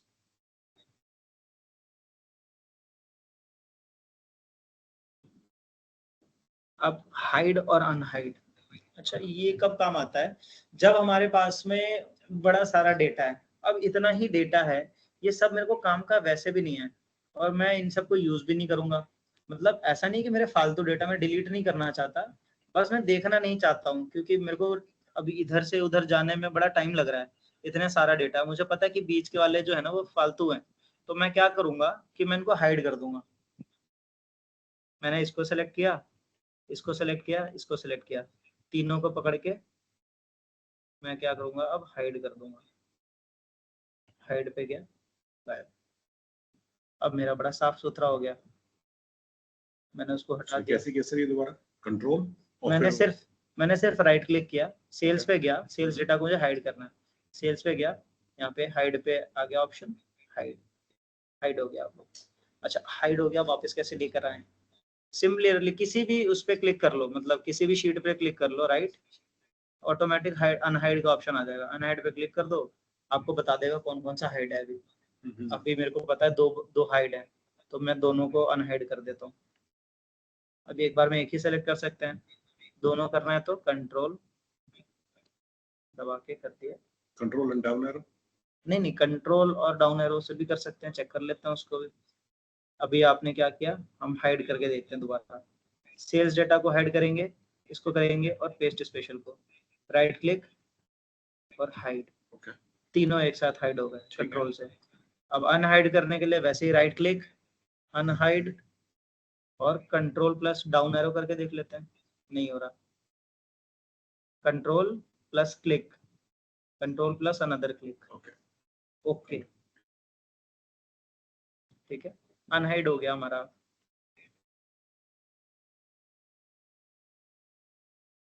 अच्छा, शीट प्रोटेक्शन ये बहुत जरूरी चीज है, हमारा डेटा प्राइवेसी के लिए बहुत इंपॉर्टेंट होता है। आई थिंक हर एक कंपनीज में आजकल यूज होता है कि आप अभी क्या प्रोसेस यूज होता है कि हम जो भी डेटा भेज रहे हैं किसी को, weather it is an internal team या किसी आउट, मतलब ज्यादातर तो ये तब यूज करते हैं जब मेरा डेटा मैं किसी क्लाइंट से शेयर कर रहा हूँ, या फिर मैं बाहर अपनी ऑर्गेनाइजेशन से बाहर किसी को डेटा शेयर करता हूँ। उस केस में हम डेटा प्राइवेसी के लिए क्या करते हैं, अपनी शीट को प्रोटेक्ट करके रखते हैं। फॉर एग्जाम्पल, आपको किसी को डेटा दिखाना है, let us take an example, ये मेरा सेल्स का डेटा है, मैं चाहता हूँ कि ये डेटा फाइनेंस टीम को देखने के लिए मिल जाए, लेकिन मेरे डेटा के साथ वो छेड़छाड़ ना करे। ठीक है, वो सिर्फ इसको डेटा को व्यू कर सके कि हाँ ये चीज है, उसमें चेंजेस ना कर सके। तो मैंने तो लेकिन उसको शीट एक्सेस दे दिया, तो शीट का ही पासवर्ड डलता है, एक्सेल का खोलने से पहले पासवर्ड मांगता है, लेकिन एक्सेल जब खोल लिया उसने, तो उसके बाद भी मैं चाहता हूँ कि वो शीट के अंदर ना कुछ चूज कर पाए, उसको हम प्रोटेक्ट करना चाहते हैं। एक ये हो गया। दूसरा, मैं चाहता हूँ कि HR वाला बंदा, HR ने बोला मेरे को आप पूरा लिस्ट दे दो, मैं सबकी सैलरी रिवाइज कर रहा हूँ, तो मैं चाहता हूँ कि ठीक है मैं दे दूंगा, लेकिन आपको तो सिर्फ सैलरी वाले कॉलम से मतलब है ना, आपको ये डेटा मेरा टच नहीं करना, मैं आपको इसका एक्सेस नहीं दूंगा, ये 2 कॉलम्स का, और इस कॉलम का भी एक्सेस नहीं दूंगा, आप सिर्फ इसी में एडिट जो भी करना है करो। इस लेवल की प्रोटेक्शन हम सीखेंगे कि हाईली कस्टमाइज जो प्रोटेक्शन है, मैं अपना डेटा जिसको भी दूंगा वो सिर्फ उसी कॉलम को ही मतलब एडिट कर पाएगा, उसके अलावा वो किसी और चीज को टच नहीं कर सकता। ठीक है, सो ये शीट प्रोटेक्शन टोटली एक अलग टॉपिक है जिसको हम आगे पढ़ेंगे एक अलग क्लास में। अभी के लिए हमने 2 बेसिक टॉपिक्स कवर कर लिए हैं, आपका बेसिक्स जो कॉन्सेप्ट था, एंड दूसरा आपके ये। अच्छा, इतने में कुछ भी मतलब माइंड में डाउट आ रहा है और या कुछ भी ऐसा है? नहीं आ रहा। ठीक है। सो कैसा लग रहा है, मतलब इतना करने के बाद में टॉपिक्स? इसमें कुछ तो पता था, लेकिन कुछ नहीं पता था, काफी कुछ नहीं भी पता था। अभी जैसे आप यूज कर रहे हो ना, हम लोग अभी मतलब टच पैड यूज कर रहे हैं या माउस यूज कर रहे हैं, हमें इस लेवल की प्रोफिशिएंसी लेके आनी है, एंड आफ्टर मतलब 10-20 डेज जब हम रेगुलरली प्रैक्टिस करते हैं, तो आप इतना सीख जाओगे कि कौन सी चीजें कहाँ पर हैं। अच्छा, जितना रेगुलर प्रैक्टिस आपका रहेगा ना, मतलब एक्सेल पे, उतना आपको चीजें याद रहेंगी, मतलब कि कौन सी चीज कहाँ पर है, कौन सा टैब कौन से कॉलम में है, ये पता रहेगा। जब आप महीना 2 महीना आप सेम चीज पे काम कर लोगे ना, शॉर्टकट्स भले ही पता हो, लेकिन जब तक उस पर आप काम नहीं करोगे ना, आपको वैसा आइडिया नहीं लगेगा। जब आप उस पर काम करने लगोगे रेगुलर बेस पे, आपको किसी और सॉफ्टवेयर की जरूरत नहीं। मजे की बात यही है कि एडवांस्ड एक्सेल अपने आप में एक ऐसा टूल है, ना मुझे टैब्लू चाहिए, ना मुझे पावर बीआई चाहिए, मैं पावर बीआई का काम भी इसी में कर लूंगा, मैं टैब्लू का काम भी एक्सेल में कर सकता हूँ। Excel is the only software जो अभी तक आउटडेटेड नहीं हुआ, इसके वर्जन्स बनते जा रहे हैं, एनहेंसमेंट करते जा रहे हैं। अब मैनेजमेंट में जो बंदा है, वो अब हर टाइम रिलाई नहीं कर सकता ना एक थर्ड पार्टी सॉफ्टवेयर के ऊपर। आपका सेल्स फोर्स है, आपका उसके बाद कोई और CRM आप अगर यूज करते हो तो वो है, आपका लीड स्क्वाड है, काफी सारे CRMs हैं आपके जिसमें आप मैनेज करते हो डेटा, बट वो ना उन्हीं के हिसाब से आप कर सकते हो। एक्सेल है कि आपका खुद का डेटाबेस है, पहला चीज कि एक्सेल अपने आप में एक डेटाबेस है। दूसरी चीज कि एक्सेल के अंदर में आप डैशबोर्ड बनाते हो, तो वो खुद का ही अपने आप के अंदर में एक CRM बन गया। मैंने क्लिक किया, वो मुझे लेकर चला गया मेरे किसी फोल्डर के ऊपर में, मैंने डेटा बनाया, मैंने डेटा फॉर एग्जांपल ये मैंने नाम बनाया सबकी सैलरी स्लिप के साथ में, ये सबका इनवॉइसेस है मेरे पास में, मैं एक्सेल में सबको हाइपरलिंक कर दिया, मुझे अब बार बार फोल्डर खोलने की जरूरत नहीं है। मैंने एक्सेल में लिस्ट बना रखा है, उस पर क्लिक किया, वो ऑटोमेटिकली मुझे लेके चला जाएगा उस फोल्डर के अंदर में। मैं इतना दिमाग क्यों लगाऊंगा किसी और सॉफ्टवेयर में, एक ही सॉफ्टवेयर है, उससे मैंने सारी चीजें अपनी कर ली। मेरा इंटरनेट पे कोई डेटा आ रहा है, मैं उस डेटा को डायरेक्टली मैंने निकाल लिया, फेच कर लिया, तो प्रॉब्लम ही नहीं आ रही है कहीं। बड़ा पावरफुल और इंटरेस्टिंग टूल है, सीखने में थोड़ा सा ऐसा लगता है कि हाँ टाइम लग रहा है। आपको तो काफी टाइम हो गया एक्सेल पे? हाँ, काफी सारा टाइम हो चुका है। कितना टाइम? एडवांस एक्सेल किए हुए लगभग मतलब अभी तो 4 साल हो गया कि जब मैं इस फील्ड में हूँ, डेटा साइंस में। सीखा काफी टाइम पहले था, बट थोड़ा सा डैशबोर्ड वगैरह मैंने रिसेंटली 2 महीने पहले मैंने उस पर काम करना शुरू किया जब मेरे को नीड पड़ा उस चीज़ का। क्योंकि पहले पावर बीआई वगैरह हम यूज करते थे, लेकिन कुछ क्लाइंट्स आपके ऐसे भी होते हैं जिनका डेटा बड़ा छोटा होता है। अब छोटे क्लाइंट्स के लिए मैं अब इतना हैवी सॉफ्टवेयर में क्यों यूज करूंगा, वहां तो उसको वहां यूज करना है, तो बोला तो वहां यूज करेंगे जहां बड़े दुश्मन है, छोटे वालों को गन से देख लेंगे। तो उसके लिए फिर एक्सेल पे आपको डैशबोर्ड आना चाहिए, छोटी छोटी चीजों के लिए आप यूज कर लोगे आराम से। सो ये बहुत अच्छा लगा, ये मेरे को नहीं पता था। अच्छा, वो तो पता था उसको कैसे कलर करने हैं, हाँ, लेकिन ये नहीं पता था। टैब्स भी कलर करते हैं। नहीं पता था। ये चीजें बड़ी इंटरेस्टिंग हो जाती हैं जब आप बड़ा अच्छा डेटा होता है ना, बड़ा अच्छा लगता है। मोनोटोनस होता है कि ब्लैक व्हाइट में सारा दिन देखते रहो। अच्छा एक चीज और है, ये बड़ा व्यू में देखने में अच्छा लगता है। एक्सेल ऐसे लाइंस होती है ना ग्रिड में, पर्सनली मुझे ये चीजें नहीं अच्छी लगती, मैं ग्रिड हटा के काम करता हूँ। अच्छा ठीक। ये मुझे बहुत नीट एंड क्लीन लगता है, ये मेरा डेटा बन गया, मुझे भाई हर चीज में सेलेक्ट मैं कर पा रहा हूँ। मुझे अगर किसी डेटा को हाईलाइट करना है, फॉर एग्जांपल मुझे इस डेटा को हाईलाइट करना है, मैंने यहाँ से ग्रिड हटा दिया और सिर्फ इसी डेटा को हाईलाइट करने के लिए मैं क्या करूंगा, इतने को सेलेक्ट करके और मैं इनको बॉर्डर दे दूंगा, बस मेरा साफ सुथरा डेटा है। मुझे इस पे काम करना है, हटा दी और बॉर्डर लगा दिया, अब मेरे को काम देखने में भी अच्छा लग रहा है। मैं सिमिलर तरीके से प्रेजेंटेशंस बना सकता हूँ, इसमें काफी सारे फंक्शंस है मेरे पास। अच्छा ये अभी जो हम लोग यूज कर रहे थे ना रैंडम और रैंड बिटवीन वाला, वो ये वाला है, क्योंकि क्या होता है ना कि कभी कभी हमें रैंडम नंबर्स चाहिए होते हैं।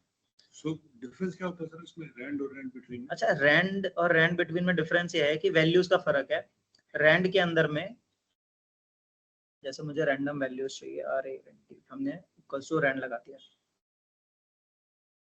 अब रैंड और रैंड बिटवीन में बहुत बड़ा फर्क है, रैंड बिटवीन में आप वैल्यूज को चूज कर सकते हो, किसी भी रेंज दे दी, लेकिन रैंड बिटवीन में आपको 0 से लेके 1 के बीच में आपको वो वैल्यूज देता है। जैसे आपका ये दे दिया ऑटोमेटिकली उसने वैल्यू, ये 0 से 1 के बीच में ही देगा, 0 से 1 के बीच ऊपर नहीं देगा। ये रैंड जो रैंड है ओके, ये छोटा वैल्यू है। रैंड बिटवीन जो हो गया वो आपने स्पेसिफाई कर दिया। हाँ इसकी जो है रेंज दे दो मेरे को 100 से लेके 1000 तक, वो अपने आप चेक करेगा। So rand will give you values from 0 to 1 only, ठीक है। बट रैंड बिटवीन जो है आपको जो भी स्पेसिफाइड करेंगे आप,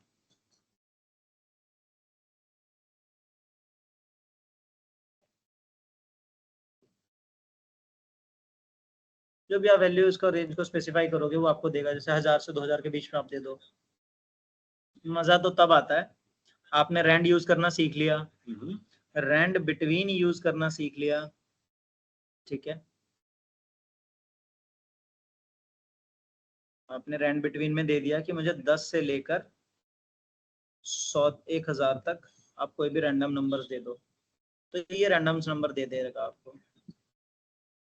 अच्छा लेकिन आप दोनों देखो, दोनों में एक चीज है, ये सिर्फ और सिर्फ जो नंबर्स हैं ये आपके सिंपल नंबर्स हैं, लेकिन ये जो है ये आपके सारे पॉइंट्स में डेसिमल नंबर्स हैं।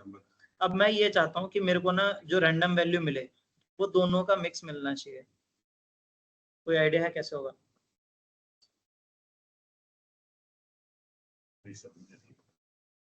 सो इसमें हम क्या कर सकते हैं, दोनों को कंबाइन कर देंगे। दोनों को कैसे कंबाइन करेंगे, हम पहले लगाएंगे रैंड बिटवीन, यहाँ से हमने चूज कर लिया, इक्वल्स टू आपका हो गया रैंड बिटवीन। मैंने दे दिया कि 10 से लेके आप 1000 के बीच में मेरे को वैल्यूज दो। अच्छा कुछ बच्चे बोलते हैं कि यार आप ना 10.00 ले लो और 1000.0099 ले लो, तब भी आ जाएगा। नहीं तब नहीं आता है, तब आपका वो फिर ना रैंडम वैल्यूज में नहीं आता है। आपका रैंडम वैल्यू का आगे वाला चेंज होगा लेकिन पीछे वाला आपका नहीं आएगा आंसर।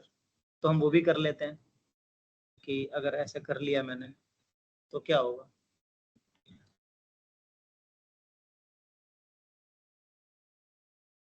नहीं आएगा आंसर, ठीक है। तो इसी चीज के लिए हम क्या करेंगे अभी कि मेरे को तो चाहिए कि कंप्लीट रैंडम, मतलब आगे भी वो चेंज हो और डेसिमल के बाद में भी वो नंबर्स चेंज होते हैं। तो अब मैं यहाँ पे लगाऊंगा प्लस, पहले मैंने नंबर्स ले लिए सिंपल वाले जो हैं आपके, अब लूंगा मैं रैंड, RAND रैंड, इसको क्लोज कर देंगे।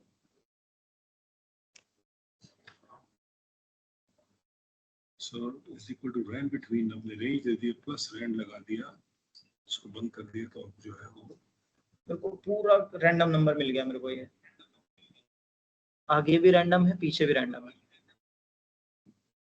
सो ये हमारा हो गया रैंडम डेटा क्रिएशन। और इसका बड़ा आगे काम भी आता है। कभी मेरे को कोई रैंडम वैल्यू क्रिएट करनी है तो मेरे को डेटा सेट नहीं है मेरे पास में। सर ये नहीं समझ में आया, ये कैसे? अच्छा आपने कॉपी किया तो उसने अपने आप रैंडम। हाँ वो हमने ठीक, पहले ठीक, सीखा था, ठीक, इस ठीक, तरीके ठीक, से ठीक। कॉपी करके वैसे कर दिया, ड्रैग कर दिया ना हमने। नाउ अब हम आते हैं पेस्ट स्पेशल पे। यही वाला जो वैल्यू है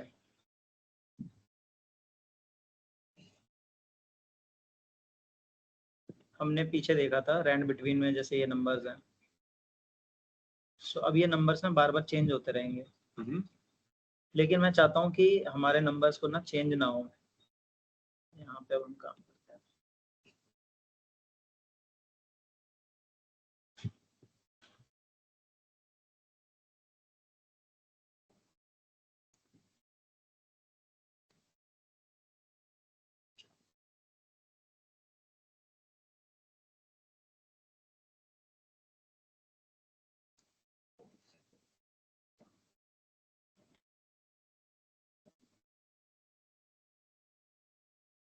और यहाँ से हम इनको डिलीट कर देते हैं नीचे का। अच्छा हम कुछ भी ऑपरेशन कर रहे हैं नंबर चेंज हो जा रहा है, तो मैं चाह रहा हूँ कि चेंज ना हो। उसके लिए मैं क्या करता हूँ कि यहाँ पे मैं इसको पहले पकड़ के कॉपी कर लूंगा, कंट्रोल सी। अब मुझे इसको पेस्ट स्पेशल करना है, तो उसके लिए मैं क्या करूंगा, राइट क्लिक। नहीं नींबू पानी पी। हाँ नींबू पानी बना दे मेरे को, थोड़ी सी सौंफ लाया था, सौंफ कूट के आधा कप चाय दे दे। नाउ अब हमने कॉपी कर लिया। नहीं चाय नहीं पियेंगे, ये पियेंगे चीनी वाला नींबू पानी। सॉरी दोबारा से। नहीं कोई इशू नहीं है। देखो अब हमने जो रैंडम जहां नंबर लिया था उसी को हमने कॉपी कर लिया, मतलब हमने सेलेक्ट करके कंट्रोल सी कर लिया। अब हम जब पेस्ट करने जा रहे हैं ना कहीं पे, यहाँ पेस्ट मुझे करना है। पेस्ट करने से पहले मैं क्या करूंगा, राइट क्लिक करूंगा, यहाँ देखो पेस्ट स्पेशल का ऑप्शन है, इस पे मैंने क्लिक कर दिया। लास्ट में मैंने पेस्ट स्पेशल पे क्लिक किया। देखो कितने सारे ऑप्शंस हैं मेरे पास, ये है मेन क्रक्स।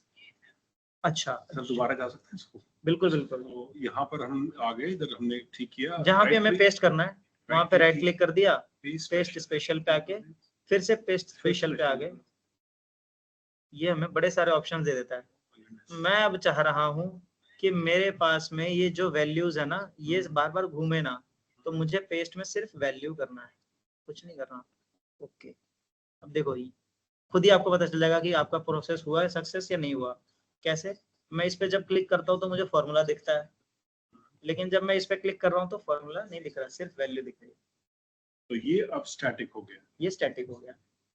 और मैं चाह रहा था कि ये इसी की जगह पे मैं चाहता हूँ कि यहाँ से कॉपी करके मैं इसको यहीं पेस्ट कर दूं, कंट्रोल सी, और मैं यहीं पे राइट क्लिक कर दूंगा, यहाँ पे जाके पेस्ट करूंगा वैल्यू को, सिर्फ वैल्यू को। ओके तो जो पहले था वो वहीं पेस्ट हो गया, फॉर्मूला ही हट गया। एक तो हमने ये चीज सीख ली। दूसरा, अच्छा उसमें बड़े सारे ऑप्शंस थे, वो बड़े काम आते हैं। मैं अब ये चाहता हूं कि मेरा ये जो डेटा है, कंट्रोल सी, मैं चाहता हूं कि ये कुंदन सचिन ये सब जो है ये नाम ना ऐसे लिखे आ जाए, हॉरिजॉन्टली लिखे आ जाए। अभी वर्टिकल है, हॉरिजॉन्टल आ जाए, तो मैं यहाँ क्लिक करूंगा जहां मुझे चाहिए, राइट क्लिक करूंगा, पेस्ट स्पेशल में जाके फिर से पेस्ट स्पेशल। यहाँ पे एक फॉर्मूला है ट्रांसपोज का, ये बड़ा इंटरेस्टिंग है, इसको आप ओके कर दो।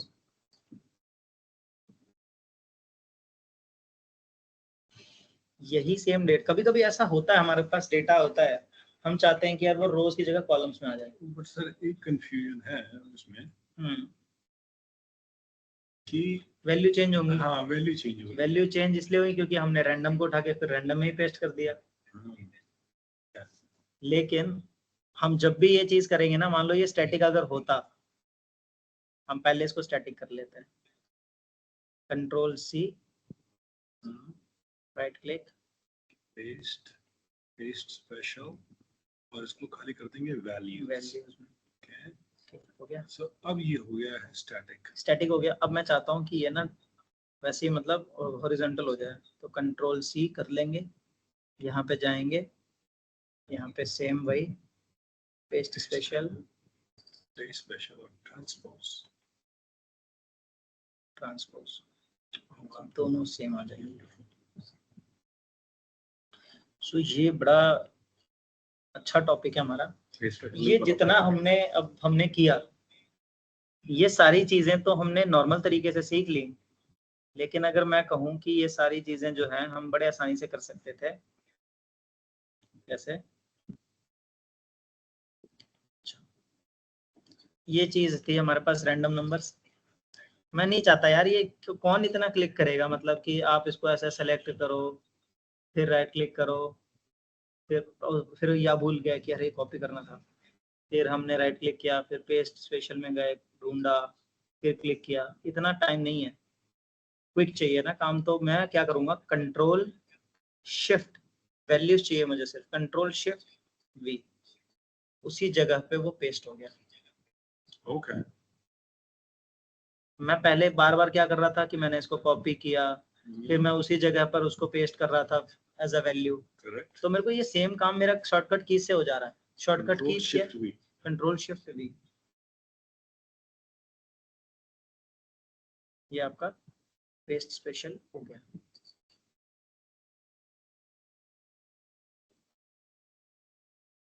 और हमने इसको मैनुअल मेथड से भी सीख लिया, और हमने शॉर्टकट मेथड भी सीख लिया। कंट्रोल शिफ्ट वी राइट कि control alt we? Control shift था ये। कंट्रोल आल्ट वी से आपका पेस्ट स्पेशल का मेन्यू खुलता है। ये दोनों मैं सिखा देता हूँ, बता देता हूँ, दोनों बड़े अच्छी चीजें हैं। अच्छा, कंट्रोल शिफ्ट वी अगर आप करते हो तो आपका वैल्यूज में सिर्फ वैल्यूज में पेस्ट होगा। लेकिन अगर आप कंट्रोल आल्ट वी करते हैं तो क्या होगा, जैसे फॉर एग्जांपल मैंने ये कॉपी कर लिया जी। अब कंट्रोल आल्ट वी करेंगे तो वो विंडो खुल जाएगा। Okay okay. जो विंडो हमें ट्रांसपोज वगैरह सारे ऑप्शंस देता है। ओके। तो आप ये भी याद कर सकते हो, सीधा कंट्रोल हमने शिफ्ट वही सीधा सीख लिया। तो ये के लिए अच्छी चीज है। हाँ जी, ये आपके काम आएंगे बड़ी। अब मेरे को ऊपर का वैल्यू नीचे भी चाहिए।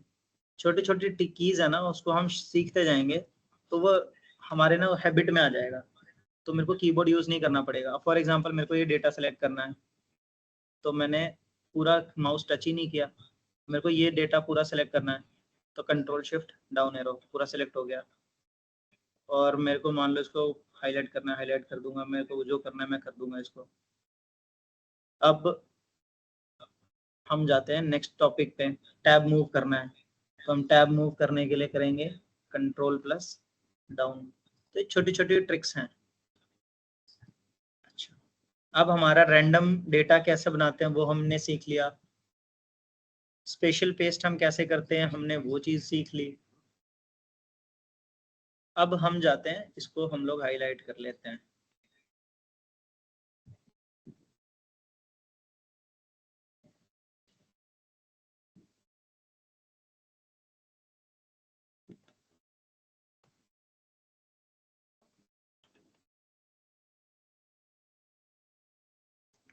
अच्छा, अब मैंने जैसे कि बोला ना, कई बार हम लोग काम जब करते हैं तो उसमें हमारे पास में बहुत सारा डेटा है, लेकिन मेरे को ना वीकली डेटा कुछ चाहिए, और जिसमें मेरे को रैंडमली संडे मंडे इस तरीके से क्रिएट करना है।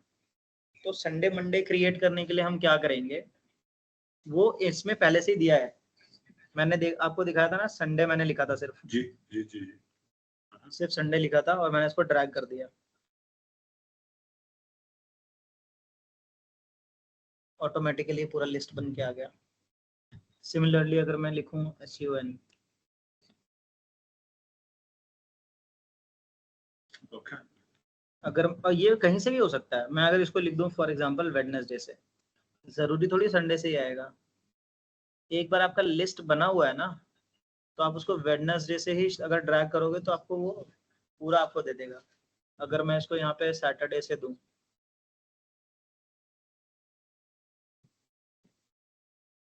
हाँ, लेकिन ये चीज याद रखनी है कि इसमें क्या होता है, या तो आप जो ऑफिशियली हम यूज करते हैं, या तो हम पूरा नाम यूज करते हैं संडे, या फिर आप सिर्फ इनिशियल 3 वर्ड्स यूज करते हो। वैसे ही मंथ्स में भी होता है, मंथ्स का भी आपका बना हुआ है, इनबिल्ट एक्सेल के अंदर में डला हुआ है। जैसे आपका फॉर एग्जांपल जनवरी है,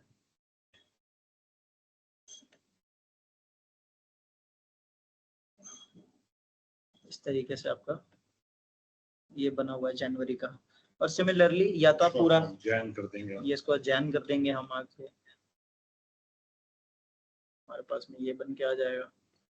और ये ऑब्वियसली बीच से भी हो सकता है, अगर मैं अगस्त से शुरू करना चाह रहा हूँ तो मेरा अगस्त से भी आपको उसको ड्रैग करना है। अच्छा, ऐसा नहीं है कि मैं कभी कभी ऐसा भी जरूरत होता है ना कि वीक हमें ऐसे चाहिए, हमें नहीं चाहिए हॉरिजॉन्टल में, तो अब मैं वहां से थोड़ी मतलब कंट्रोल प्लस शिफ्ट वी करता रहूंगा। वो सिंपल ऐसे आप उसको ऐसे भी ड्रॉप कर दोगे ना तो भी आपका आ जाएगा। मतलब आप इसको डाउन भी कर सकते हो, आप इसको हॉरिजॉन्टल भी कर सकते हो। इसको कहते हैं इनबिल्ट कस्टम लिस्ट। ये जो है, हाँ जी, ये जो लिस्ट है ना ये इनबिल्ट है सिस्टम में, तो इसलिए इनबिल्ट इसको कस्टम लिस्ट बोलते हैं। अच्छा, मेरे पास में कुछ नाम है, फॉर एग्जाम्पल अब ले लेते हैं जो ना मेरे को रिपीटेडली रोज हर रोज यूज हो रहे हैं। अब हम उनका लिख देते हैं नाम। हम लिख लेते हैं हेमंत कोहली। आपकी टीम में फिर लोग होंगे, कुंदन सिंह है जैसे, योगिता चौहान कर लेते हैं, फिर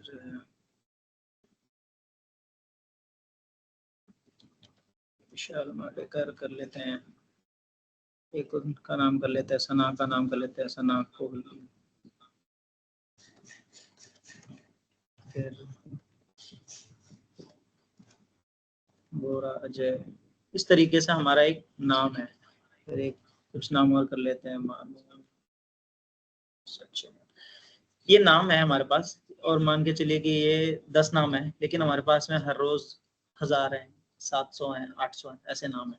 लेकिन ये मेरे को रोज काम में आ रहे हैं, रैंडमली भी काम आ जा रहे हैं कभी, लेकिन मेरे को चाहिए सारे।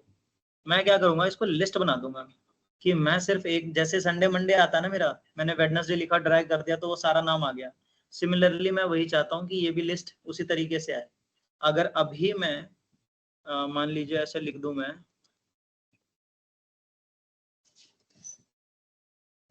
हेमंत कोहली कर दूं, तो हेमंत कोहली को अगर मैं ड्रैग डाउन करूंगा तो क्या होगा, पूरे में वही सेम नाम आएगा, एक ही नाम आएगा। लेकिन ये 1 2 3 के केस में नहीं आया था, क्योंकि 1 2 3 भी इनबिल्ट कस्टम लिस्ट है और संडे मंडे भी इनबिल्ट कस्टम लीड है, तो उसमें तो आया था।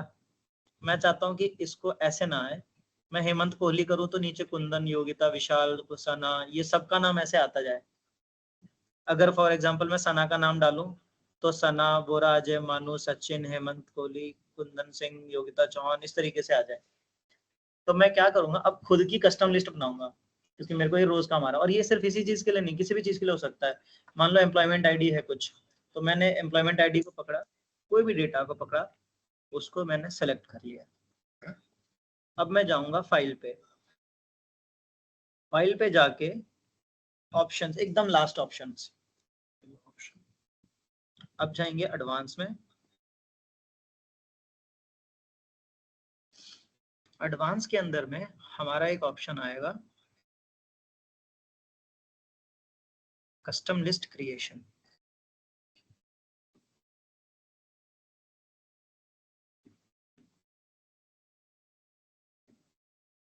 ये रहा आपका एडिट कस्टम लिस्ट, एडिट किया। अच्छा, ये बहुत जरूरी है। कई बार क्या होता है ना, हम लोग जल्दबाजी में भूल जाते हैं कि सबसे पहले जो डेटा को लिस्ट बनाना है उसको सेलेक्ट करके रखो। नहीं करके रखेंगे तो वो मिलेगा नहीं। हमने पहले सेलेक्ट कर लिया था उसको, तो अब हमको क्या करना है, सिर्फ इंपोर्ट करना है। यहाँ पे देखा उसने ऑलरेडी चूज सेलेक्ट किया हुआ है, हमने सिर्फ इंपोर्ट किया, वो सारा यहाँ का जो डेटा उठ के यहाँ आ गया। अब हम इसको ऐड कर लेंगे। कस्टम लिस्ट जो पहले से बनी हुई थी, जो मैंने आपको बताया संडे मंडे वाला पहले से बना हुआ रहता है सिस्टम में, वो इनबिल्ट है, वो इनबिल्ट दिख रही है। अब हमने जो बनाया वो नई लिस्ट आ गई यहाँ पे तैयार। अब मैं सीधा ओके कर दूंगा। अब हम जब यहाँ नाम लिखेंगे ना, फॉर एग्जांपल अब मैं यहाँ लिखता हूँ,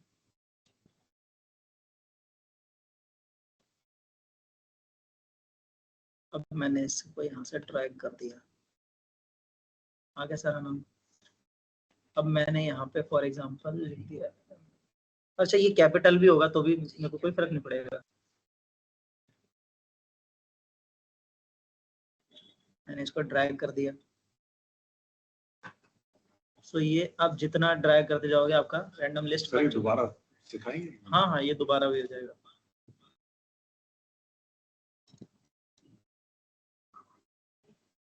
इसमें अब कैसे है, सो हम इसको हाईलाइट किया सबसे पहले, जो हमारा नेम्स थे। अब हम ना एक और चीज ले लेते हैं, कोई भी आप डेटा बताओ जो रेगुलरली यूज हो सकता है। अब हम कुछ एक अच्छा सा ले लेते हैं, प्रॉपरली नाम लिखते हैं, ठीक है। जैसे मिस्टर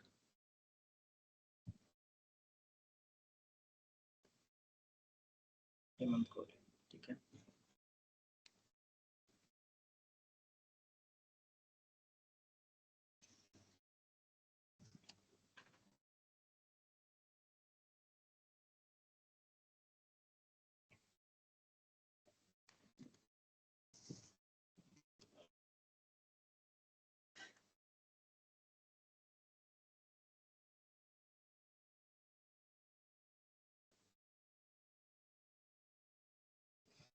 आपका कोई भी नाम ले लेते हैं।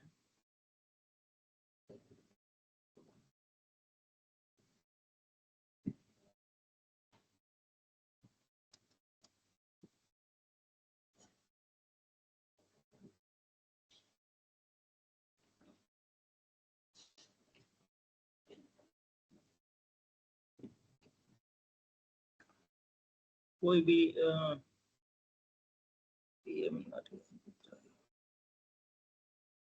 मोदी जी को भी ले लेते हैं। फॉर एग्जाम्पल हमने ये छोटा सा लिस्ट ले लिया जिसमें 6 लोगों का नाम है। अब इसको हम क्या करेंगे, कस्टम लिस्ट हमें बनाना है। तो कस्टम लिस्ट बनाने के लिए सबसे पहला स्टेप जो है कि आपको वो डेटा सेलेक्ट करना है। ठीक है। तो अभी हम क्या करेंगे, डेटा को हमने पहले पूरा सेलेक्ट कर लिया। ठीक है। अब मैं जाऊंगा फाइल पे जाएंगे, फिर जाएंगे ऑप्शंस पे, फिर जनरल फॉर्मूला डेटा प्रूफिंग, हम जाएंगे एडवांस में। ओके, एडवांस पे। अब हम इसको ड्रैग करते रहेंगे जब तक एडिट कस्टम लिस्ट नहीं मिल जाता। ये रहा एडिट कस्टम लिस्ट, ठीक है। एकदम लास्ट में ये, ठीक है। अब हमने देखो सेलेक्ट ऑलरेडी किया हुआ था तो यहाँ देखो रेंज आ गया अपने आप। इसको कहते हैं रेंज। एक चीज ऑब्जर्व करो, ये वाला जो है ये कहाँ पे है, D14, D14 से लेके D19 तक, D19 तक, इसे कहते हैं रेंज। अब मैं इसको पहले इंपोर्ट कर लूंगा। इंपोर्ट किया तो यहाँ नाम आ गया। ठीक है, नाम आ गया। अब मैं इसको ऐड कर दूंगा। ठीक है। अब मैं ओके कर दूंगा। ओके हो गया मेरा अब कंप्लीट। अब मैं लिखूंगा मिस्टर,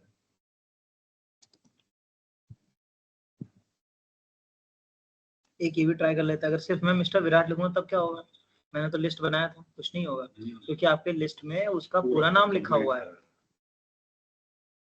आपका विराट था, उसके आगे आपको यादव भी लगाना पड़ेगा, तब जाके आपका पूरा बनेगा। ठीक है, ये हमारा है कस्टम लिस्ट।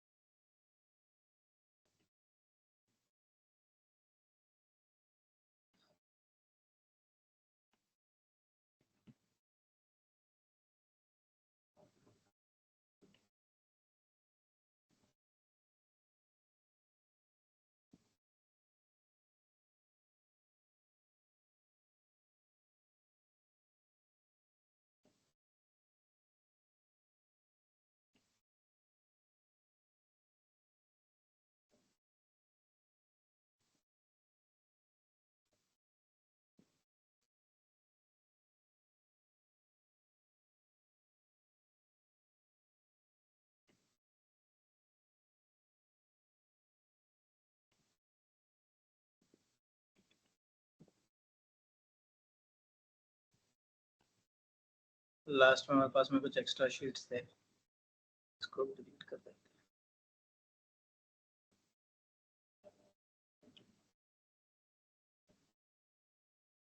ओके, सो अब हमारे पास में छोटे छोटे और टॉपिक्स हैं। एक और क्रूशियल टॉपिक है कि किस तरीके से हम सीरियल नंबर्स को क्रिएट कर सकते हैं। अभी तो हमने रैंडम नंबर क्रिएट करना सीखा था। कई बार ऐसा होता है कि हमारे पास में डेटा है, मैं चाहता हूँ कि सीरियल नंबर्स बनाऊं, क्योंकि सीरियल नंबर कभी इन्वॉइसिंग अगर हम बनाते हैं या कहीं हमें एक बड़ा लंबा डेटा सेट है, हमको यूनिक वैल्यू चाहते हैं। नाम है, नाम के अगेंस्ट में एम्प्लॉयमेंट आईडी है, यूनिक है। नाम क्योंकि यूनिक नहीं हो सकता, डेट ऑफ बर्थ यूनिक नहीं हो सकता, तो यूनिक वैल्यू आपके पास में कोई ऐसा डेटा है जिसमें कुछ भी यूनिक डेटा नहीं है, मतलब सिर्फ आपको डेटा दे दिया, नाम है, डेट ऑफ बर्थ है, उसमें सैलरी है और XYZ उसमें इंफॉर्मेशन है, बट कोई भी यूनिक वैल्यू नहीं है। उस केस में बड़ा डेटा को ना फाइंड करना मुश्किल हो जाता है। अगर आपको मान लो कोई डेटा दे रहा है, उसमें उसने आपको एम्प्लॉयमेंट आईडी नहीं दिया, बोला भाई हमारा वो पर्सनल बड़ा इंपॉर्टेंट डेटा है, या कोई मोबाइल नंबर भी यूनिक होता है, वो डेटा भी नहीं है, तो उस केस में क्या करेंगे, हम खुद का ही उसमें यूनिक डेटा बना देंगे। अब यूनिक डेटा बनाने के लिए क्या करेंगे, हम खुद से, या तो हम खुद से नंबरिंग दे देंगे, उसको सीरियल नंबर दे देंगे कि इसके अगेंस्ट में ये है, इसके अगेंस्ट में ये है। तो उसको करने के लिए हम एक कुछ सोचेंगे ना कि क्या कोड डालें। फॉर एग्जाम्पल इंडिया के हैं अगर स्टूडेंट्स है बहुत सारे इंडिया के क्लाइंट्स, तो मैं सबके आगे IND डाल दूंगा, IND 001, IND 002 इस तरीके से करके सीरियल नंबर डाल दूंगा। लेकिन ये डेटा आप कब तक डालते रहोगे? फॉर एग्जाम्पल मैं आपसे कहता हूँ, अभी हमारा सीरियल लिस्ट क्रिएट हो चुका है, ये अच्छी चीज हो गई हमारे लिए। फॉर एग्जाम्पल अगर मैं अब लिखूँ कुंदन, कुंदन का था क्या, नहीं था, तो हम लिखते हैं कुंदन सिंह लिख देते हैं। अब क्या करना है, हमारे पास बड़ा लंबा डेटा है। अब क्योंकि हमने ऑलरेडी क्रिएट कर लिया था कस्टम लिस्ट, तो हमारे लिए बड़ा आसान हो गया। तो हमारे पास बहुत बड़ा डेटा है, ये नेम्स है।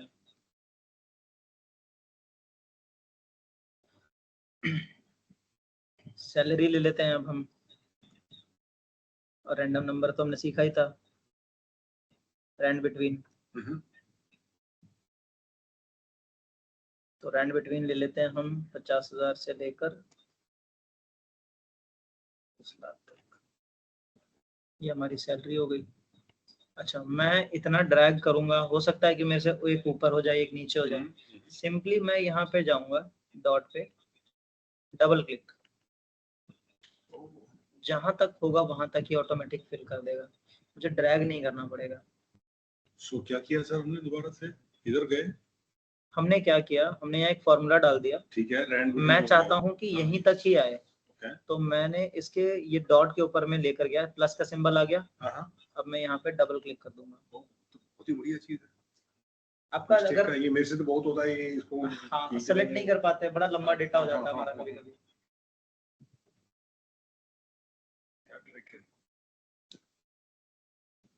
बड़ी छोटी छोटी चीजें हैं। अब देखो नाम है, पूरा नाम नहीं आ रहा, हेमंत कोहली में आई जो है वो गायब हो गया, चौहान में H तक ही आया, AN गायब हो गया, मैं क्या करूँगा, एडजस्ट कर दूंगा। लेकिन यही डेटा बहुत बड़ा हो सारे कॉलम में, तो एक एक करके कितना एडजस्ट करूंगा मैं, वो मैं नहीं कर सकता एक एक करके हर किसी को एडजस्ट। तो छोटी छोटी ट्रिक्स होती हैं। तो हम क्या करेंगे, पूरा डेटा सेलेक्ट कर लेंगे, पूरी शीट। यहाँ पे क्लिक करने का मतलब है कि आपने पूरी शीट सेलेक्ट कर ली। बस मैं किसी एक पे भी क्लिक करके एडजस्ट कर दूंगा, सारे एडजस्ट हो जाएंगे, जितने भी हैं सारे के सारे एडजस्ट हो गए। इवन कि अगर मैं यहाँ क्लिक करके और यहाँ पे, जब तक ये अप एंड डाउन एरो नहीं आ जाता ना, इस पर डबल क्लिक कर दूंगा, ऑटोमेटिकली नीचे से ऊपर तक एडजस्ट हो जाएगा। अच्छा, अब हमारे पास में ये डेटा आ गया। अब रैंडम वैल्यूज क्रिएट करनी है हमें, पहले कुछ नंबर्स हम क्रिएट कर लेते हैं। नंबर्स कैसे क्रिएट करेंगे, जैसे कि अब नंबर्स ले लेते हैं 1। बेटा मैं अभी क्लास में ही हूँ सबके साथ। हाँ बेटा, मैं इसी पे फोन करता हूँ। ओके।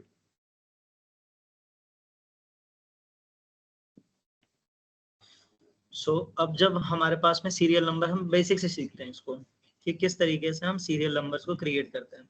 तो सबसे पहले हमने एक नंबर लिख दिया। नंबर लिखने के बाद में हम जाएंगे होम टैब में। होम टैब के अंदर में आपका एक फंक्शन आता है फिल का, एक छोटा सा टैब है। फिल पे गए, यहाँ पे जाके, अच्छा इससे पहले बड़ी एक छोटी सी चीज है। अब मैं कहूँगा आप सर आप इसकी नंबरिंग डालो। आप करेंगे 1 2 3 और यहाँ जाके आप, जो बंदा जिसको कुछ नहीं आता वो तो 1 2 3 करेगा पूरा, वो तो छोटा डेटा के लिए ठीक है। जिसको थोड़ा बहुत नॉलेज है वो इसको ड्रैग कर लेगा, लेकिन इसमें टाइम लग रहा है। 1000 2000 डेटा है, 3000 है, 1 लाख है, पर इसमें हम ऐसे डबल क्लिक भी कर सकते थे ना? डबल क्लिक भी कर सकते हैं। हमने यहाँ गए, डबल क्लिक वाला बहुत अच्छा लगा मुझे। डबल क्लिक किया, लेकिन ये इतने में ही हुआ, फिर 1 में हुआ। पूरे को सेलेक्ट कर लेते हैं। अब हमारा ये डबल क्लिक आ गया पूरा। ये तो इसके लिए बहुत अच्छा है। लेकिन अब हमारा डेटा कहाँ फंसेगा, जब मुझे चेंज करनी है वैल्यूज को। फॉर एग्जांपल 1 2 3 की जगह मैं चाहता हूँ कि आप मेरे को रैंडम नंबर्स, मतलब आप मेरे को एक एक स्टेप काउंट करके एक्स्ट्रा दो, मतलब 1 देन 3 देन 6 देन 9, इस तरीके से आप नंबर्स को मुझे दो। एंड ये सिर्फ सीरियल नंबर में नहीं, जब हमें स्पेशलाइज्ड नंबर ऑफ सीरीज चाहिए होता है ना, उस केस में हम क्या चाहते हैं, और वो मैं चाहता हूँ ऑटोमेटिकली फिल भी हो जाए। तो इस केस में मैं क्या करूंगा, यहाँ पे मैंने फर्स्ट नंबर सेलेक्ट कर लिया, इसको मैं डिलीट कर देता हूँ। यहाँ पे पहले मैं एक नंबर दे देता हूँ 1 और मैं इसको सेलेक्ट कर लेता हूँ। मैं फिल में गया, सीरीज में गया, रोज में। आप जो फिल कर रहे हो वो कैसे कर रहे हो, रोज में कर रहे हो ना, तो ये तो रोज हो गया। स्टेप वैल्यू 1 है, 1 का 2 2 का 3 ऐसे होना चाहिए। स्टॉप कहाँ करना है, आप उसको देते हो जब आपको डिफाइंड है कि आपको 1 लाख सीरियल नंबर्स क्रिएट करने हैं या 1000 क्रिएट करने हैं, तो आप 1000 लिख दोगे, वो आपका 1000 तक आपका क्रिएट करके दे देगा। अब आपने क्योंकि वहां पे रोज सेलेक्ट किया था, तो वो रो के अंदर ही करके देगा। जब आपको कॉलम के अंदर चाहिए तो सिर्फ आप कॉलम सेलेक्ट करना। अब हम क्या करेंगे, फिर से जाएंगे फिल में, सीरीज में। अब मैं कॉलम चूज करूंगा, लीनियर है ये पहले से ही, स्टेप सेम है। अब मैं यहाँ पे 1000 लिख दूंगा। अब हमारा सेम कॉलम, मतलब जो वैल्यू आपने चुना है उसके कॉलम के अंदर में वो सारी वैल्यूज आ जाएंगी। जो हमने रो जब किया था तो रो में क्या हुआ था कि जो सेल आपने चुना उसका रो कौन सा था, ये वाला रो, उस रो में पूरी वैल्यूज फिल हो गई थी। ये हो गया। अच्छा, अब दूसरी चीज सीखते हैं। यहाँ पे वैल्यू डाल देते हैं 1। मैं चाहता हूँ ऑल्टरनेट नंबर्स आए, मेरे को डेटा ऐसा चाहिए जिसमें ऑल्टरनेट नंबर्स हो और मेरे पास 1000 हो। तो मैं सीरीज में जाऊंगा, आपका कॉलम्स में जाऊंगा, वैल्यू में मैं कर दूंगा 2, स्टॉप कर दूंगा मैं इसको 100 पे। अच्छा, अब ये 100 वैल्यूज तक चेंज होती रहेंगी, 1 3 5 7। ये एक बहुत बेसिक कॉन्सेप्ट हो गया। अब इसको थोड़ा सा एडवांस लेवल पर, मीडियम लेवल पर जाते हैं। फॉर एग्जांपल मुझे मल्टीपल्स में चाहिए किसी का, जैसे हमें 19 का फॉर एग्जांपल 19 के मल्टीपल्स में चाहिए, तो उस केस में हम क्या करेंगे, 19 का डिफरेंस लेकर आएंगे। और जो नंबर आप सेलेक्ट कर रहे हो ना, उसको आपको हमेशा सेलेक्ट करना ही है। अगर फॉर एग्जांपल कभी क्या होता है ना, जैसे हम नंबर डालते हैं यहाँ पे, जैसे 19 डाला, आदत हो जाती है ना, फिर एंटर कर देते हैं। तो एंटर करके अगर आप करोगे ना फिल, तो नहीं होगा सेलेक्ट, क्योंकि उसको पता ही नहीं है कि आपने तो ब्लैंक सेलेक्ट किया हुआ है, तो वो कहाँ कौन सी वैल्यू पुट करेगा, कुछ नहीं कर पाएगा। तो हमेशा जो आप कर रहे हो उसको सेलेक्ट करो, फिल पे जाएं, सीरीज पे जाओ, यहाँ से आप कॉलम चूज करो क्योंकि वैल्यू कॉलम्स में चाहिए। और मेरे को 19 के मल्टीपल्स चाहिए, तो मैं 19 का स्टेप वैल्यू रखूंगा और मुझे पता है 10 मेरे को चाहिए, तो मैं 190 रखूंगा। वो मुझे उसने 19 का टेबल दे दिया कंप्लीटली। इंटरेस्टिंग फैक्ट यहाँ खत्म नहीं होता। अच्छा, डेट एंड टाइम में कब ज्यादातर चीजें ना सैलरी और ये सब सीरीज नंबर में तो होता ही है, लेकिन कभी कभी ना डेट्स भी आपको चाहिए होती हैं कि मेरे को आप डेट पूरा डाल के दो इस महीने का या पूरे साल का। तो मैंने मान लो 1 जनवरी, डेट का ना ये फॉर्मेट सबसे स्टैंडर्ड है। बहुत सारे फॉर्मेट्स हम यूज करते हैं जिसमें हम कभी कभी, मैं आपको बताता हूँ कैसे कैसे अलग अलग कंट्रीज में अलग अलग जगह यूज होता है। कहीं पे आप DDMMYYY यूज करते हैं, हम लोग कहीं पे कहीं हाँ यूएस में जैसे MMDDYY होता है, किसी और कंट्री में आप जाओगे तो वहाँ अलग यूज होगा। उसमें भी कई कंट्रीज ऐसी होती हैं जो इस तरीके का फॉर्मेट यूज करती हैं कि आपका DD, और YY। इसमें जो सबसे अच्छा फॉर्मेट माना जाता है वो इस फॉर्मेट को माना जाता है डेटा के लिए। रीजन बीइंग कि फॉर एग्जांपल आपने कहीं किसी को डेटा दिया 12/12/24, अब वो बंदा कंफ्यूज रहेगा कि ये 12 जो है ये महीना है या ये डेट है, क्योंकि उसे पता ही नहीं है क्या है। कई जगह पे डेट का इस तरीके से रहता है 12-12-2024, कई जगह पे चाहिए आपका चेंज हो गया क्योंकि फॉर्मेट अलग है, बट माइनस में आपका रहता है जब ना, तो मैं इसको चेंज कर देता हूँ। जनरल हो गए,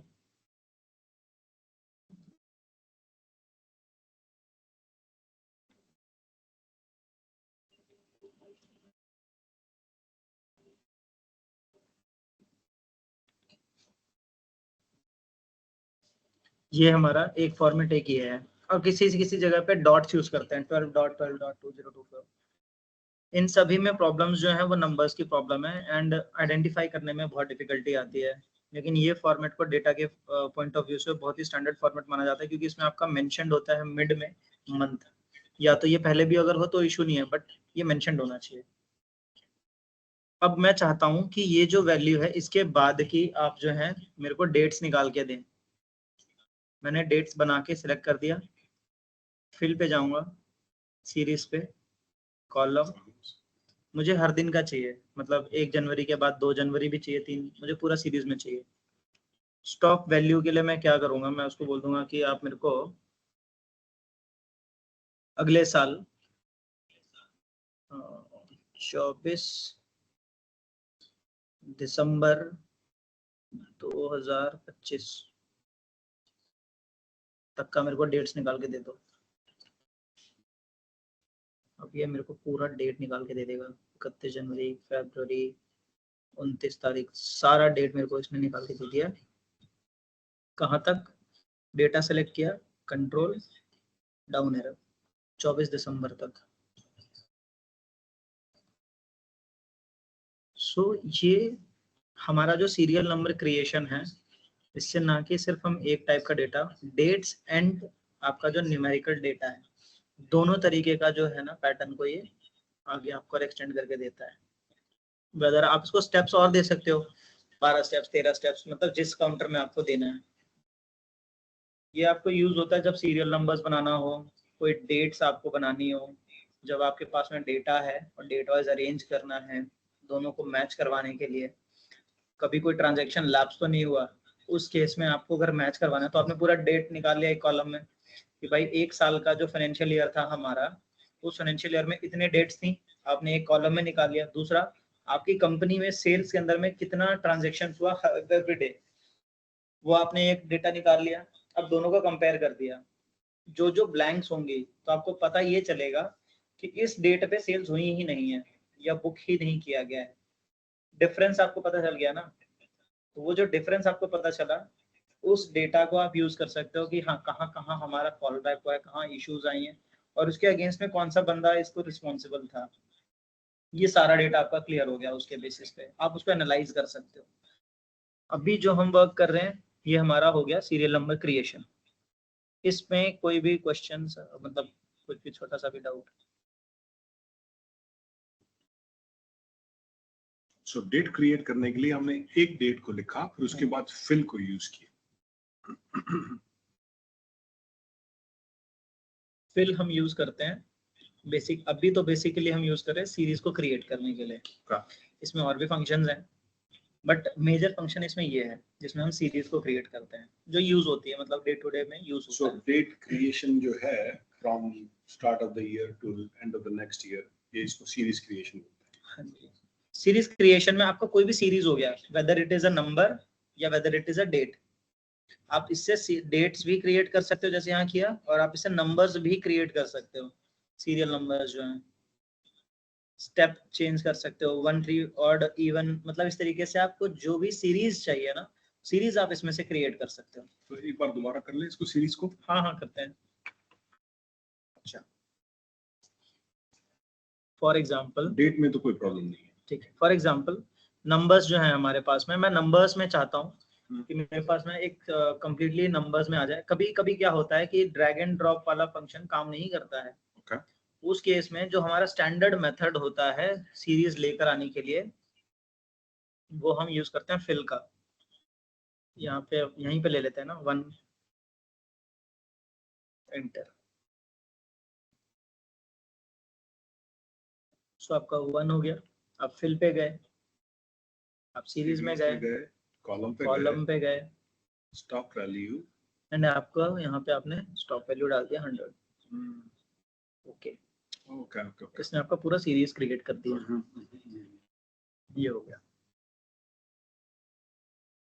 ठीक है।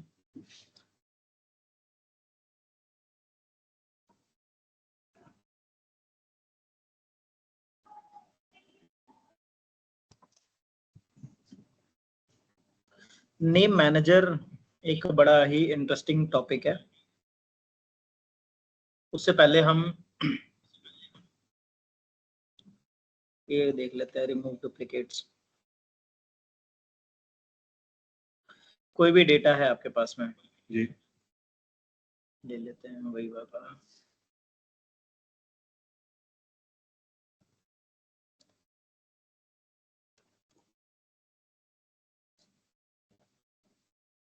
बड़ा सिंपल कॉन्सेप्ट है।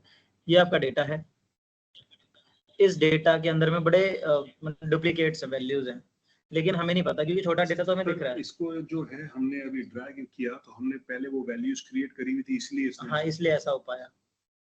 अब आप कभी भी चाहोगे तो आपको ये वैल्यू आपको हमेशा मिलती रहेगी किसी भी एक्सेल शीट पे।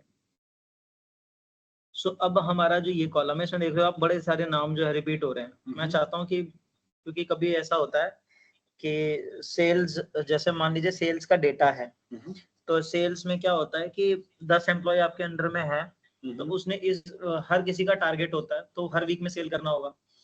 अगर मान लो बिजनेस डील्स हैं तो उसको हर मंथ में होगा टारगेट, या हर क्वार्टरली टारगेट होगा, बट टारगेट होगा जो कि रिपीट होगा हर क्वार्टर पे, हर वीक पे या हर मंथ पे। होता क्या है कि मेरे को अब निकालना है कि एक इंडिविजुअल के अगेंस्ट में मतलब कितना सेल्स आया है।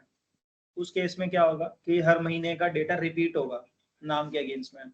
मैं ये चाहता हूँ कि नाम सेम रहे, जैसे ये 5 लोग जो है 5 लोग का नाम रहे, उसके अगेंस्ट में मेरे को ये यूनिक वैल्यूज चाहिए। अभी हमारा फोकस सिर्फ यूनिक वैल्यूज पर है। मैंने पूरा डेटा ले लिया, उसमें से मेरे को यूनिक नाम निकालने सारे। मैं क्या करूंगा, मैंने पूरा डेटा सेलेक्ट कर लिया। डेटा सेलेक्ट करने के बाद में अब मैं जाऊंगा डेटा में, और यहाँ मैं जाऊंगा रिमूव डुप्लीकेट्स में, इस पे मैं क्लिक कर दूंगा।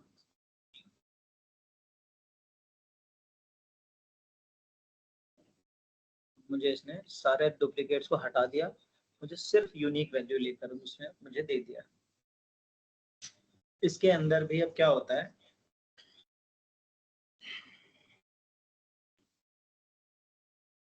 जैसे हमारा स्केल डेटा है,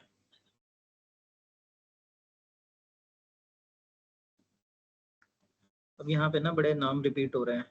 तो हम क्या करते हैं कि अगर आप मान लो ये डेटा ले रहे हो,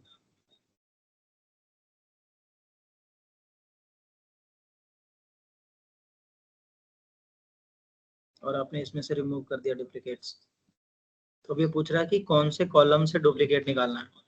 आपने बोला मेरे को हर कॉलम से डुप्लीकेट निकाल दो, तो उसको जिस जिस कॉलम में जो जो डुप्लीकेट मिलेगा सबको निकाल देगा ये।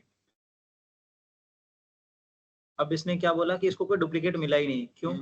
क्योंकि कुंदन के अगेंस्ट में पहली सैलरी थी इतनी, दूसरे कुंदन के अगेंस्ट में उसकी सैलरी है इतनी, तो दोनों यूनिक हो गए ना अपने आप में। Right right. तो वो नहीं निकला उसको कुछ भी। लेकिन अगर मैं उसको सिर्फ एक इंडिविजुअल दूं कि आप ले ये और इसमें से डुप्लीकेट आप रिमूव कर दो। फॉर एग्जांपल आपने पूरा डेटा लिया, ये डेटा सेलेक्ट कर लिया, आप रिमूव डुप्लीकेट पे गए, आपको इसने बोल दिया अब ये पूछ रहा है कौन से कॉलम से निकालना है, तो आपने कर दिया सिर्फ नेम से निकालो, तो उसने कहा ठीक है, उसने नेम में से निकाल दिया। लेकिन अब मेरे को ये पता चल रहा है कि यार उसने डुप्लीकेट निकालने के चक्कर में वो पूरा का पूरा जो है रो ही उड़ा दिया। नीचे कुंदन की और भी तो सेल्स थी, वो भी चली गई साथ में। तो जब भी हम डुप्लीकेट्स को रिमूव करते हैं ना, तो हमें एक एक करके निकालना चाहिए। पहले ये देख लो आपको डुप्लीकेट निकालना किस में से है।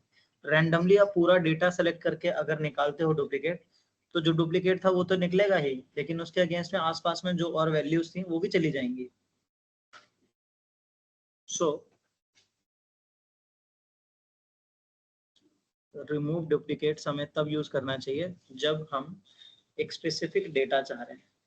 नाम हो गया, एम्प्लॉयमेंट आईडी हो गई, जब हमारे पास बड़ा डेटा है और वो बार बार रिपीट हो रही है, मेरे को यूनिक नंबर चाहिए कि यूनिक एम्प्लॉयमेंट आईडी मुझे मिल जाए या यूनिक नेम्स मिल जाए, उस केस में हम जो है डुप्लीकेट्स को रिमूव करते हैं।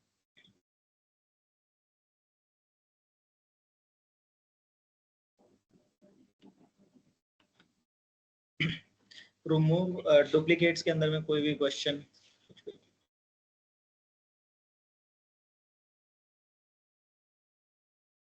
एक और बार करके देख सकते हैं। करते हैं।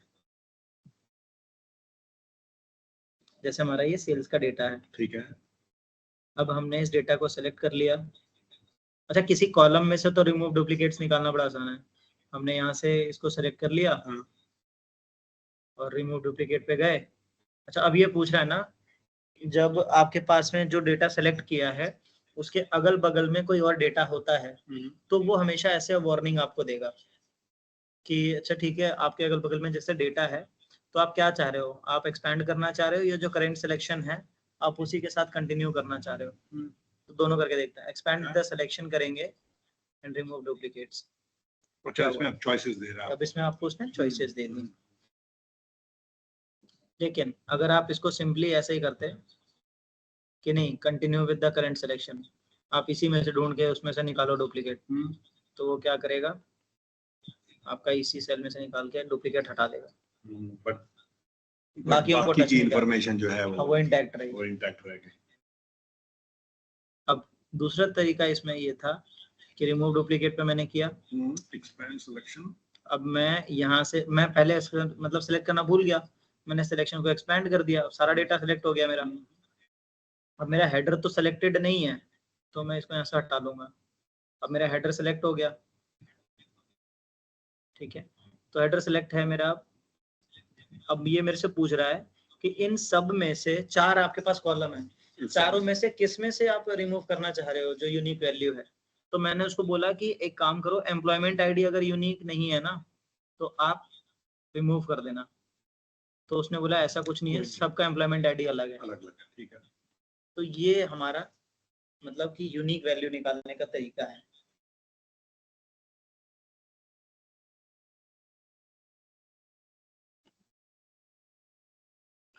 अब हम आते हैं नेम मैनेजर पे।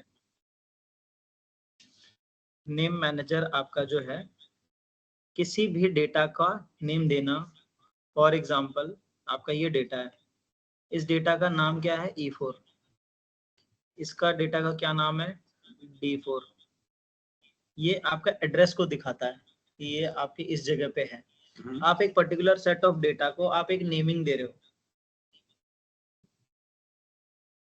जैसे आपने शीट का नाम दिया था, राइट। शीट में जो भी डेटा उसके हिसाब से मैंने शीट नेम दे दिया, ठीक है। वैसे ही कोई जो डेटा है ना उस डेटा को ही हम अंदर ही नाम दे देते हैं। कभी मुझे सम करना हो, फॉर एग्जांपल मुझे ना सम करना है वेडनेसडे का, लेकिन मैंने इक्वल टू नहीं डाला, पहले इक्वल टू डालेंगे। अब मैंने वेडनेसडे वाले डेटा को सिलेक्ट कर लिया,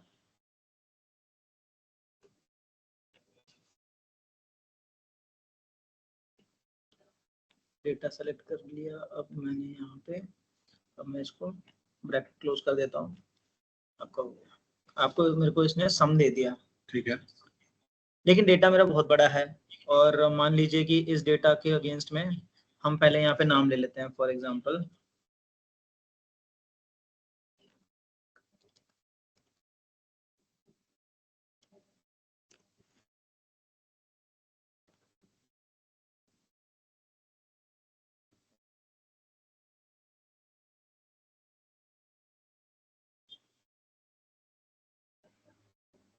पूरे को सिलेक्ट करके एडजस्ट कर देते हैं इसको। हमारे पास एडजस्टेड डेटा आ गया। और ये बार बार चेंज ना हो तो इसके लिए हम क्या करते हैं, सबको सेलेक्ट करके control C control shift V कर दिया। डेटा हमारा पेस्ट हो गया, इंटैक्ट हो गया। अब हमने क्या करना है, और कंट्रोल शिफ्ट वी। अब हमारा ये जो डेटा है, बड़ा डेटा हो गया हमारे पास। अब मुझे सम निकालना है, तो ये तो मैं निकाल लूंगा आराम से सेलेक्ट करके। बड़ा डेटा है, बहुत बड़ा डेटा है, तो मुझे सम करने के लिए क्या करना पड़ेगा, सम फॉर्मूला मैंने लगाया, SUM ब्रैकेट ओपन, करेक्ट। फिर मैं उसको घसीटता जाऊंगा। बहुत लंबा डेटा है, बड़ा टाइम लग जाएगा। अब मेरे को इसमें इतना करना ही नहीं है मेहनत। मेरे को चाहिए कि मैं शॉर्ट में ये सारी चीजें खत्म कर लूं। तो मैंने क्या किया, इज इक्वल्स टू, मैं सम करूंगा, लेकिन उससे पहले मैं नाम दे दूंगा। अच्छा, जैसे हमने पहले पढ़ा था कि इसको नेम बॉक्स बोलते हैं। वो किसी सेल की एड्रेस को दिखाता है। ये इसका एड्रेस बता रहा है। लेकिन एक्सेल में बहुत बड़ा प्रॉब्लम ये भी है अब भी, कि एक्सेल को अगर मैं मान लो ये सेलेक्ट कर रहा हूँ वेडनेसडे को, तो इवन दिखा रहा है। लेकिन अगर मैं यहाँ से यहाँ तक इसको सेलेक्ट कर देता हूँ पूरे को, तो आप एक चीज देखो कि ये पूरे का नाम भी वही बताएगा, इवन ही बता रहा है, जो कि रॉन्ग है। जो कि रॉन्ग है। तो इसके रिगार्डिंग जैसे हम सजेशंस वगैरह भेजते हैं माइक्रोसॉफ्ट को कि इसमें ये चेंजेस आने चाहिए, तो ऐसे ही बहुत सारे और जो होंगे, जो ट्रेनर्स होंगे एक्सेल के, वो भी भेजते हैं। तो जब नेक्स्ट वर्जन जब इसके रिपीट होके आते हैं, उसमें वो लोग इसको चेंजेस लेकर आते हैं, जबकि इसको ऐसा देना नहीं चाहिए। हाँ, मतलब मेल्स जाती हैं, सजेशन जितने भी ट्रेनर्स होते हैं अपने अपने लेवल पे मेल कर कुछ ना कुछ थोड़ी थोड़ी टिंकरिंग करते रहते हैं। तो अभी ये हमारा जैसा डेटा है, तो इसमें ये बहुत बड़ा फॉल्ट है। अब इस फॉल्ट को दूर करने के लिए हमने क्या किया कि हम यहाँ से जाके नाम चेंज कर देंगे इसका। अच्छा, नाम जो हम इसका रखेंगे वो बड़ा रेलेवेंट होना चाहिए इससे जो डेटा है। तो इसमें सबसे रेलेवेंट डेटा का नाम क्या हो सकता है, वेडनेसडे।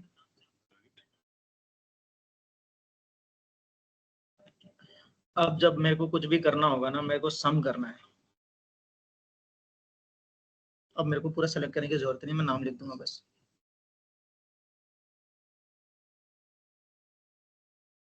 ऑलरेडी ये ब्लू हो गया ना, सेलेक्ट हो गया, ऑटोमेटिक आ गया।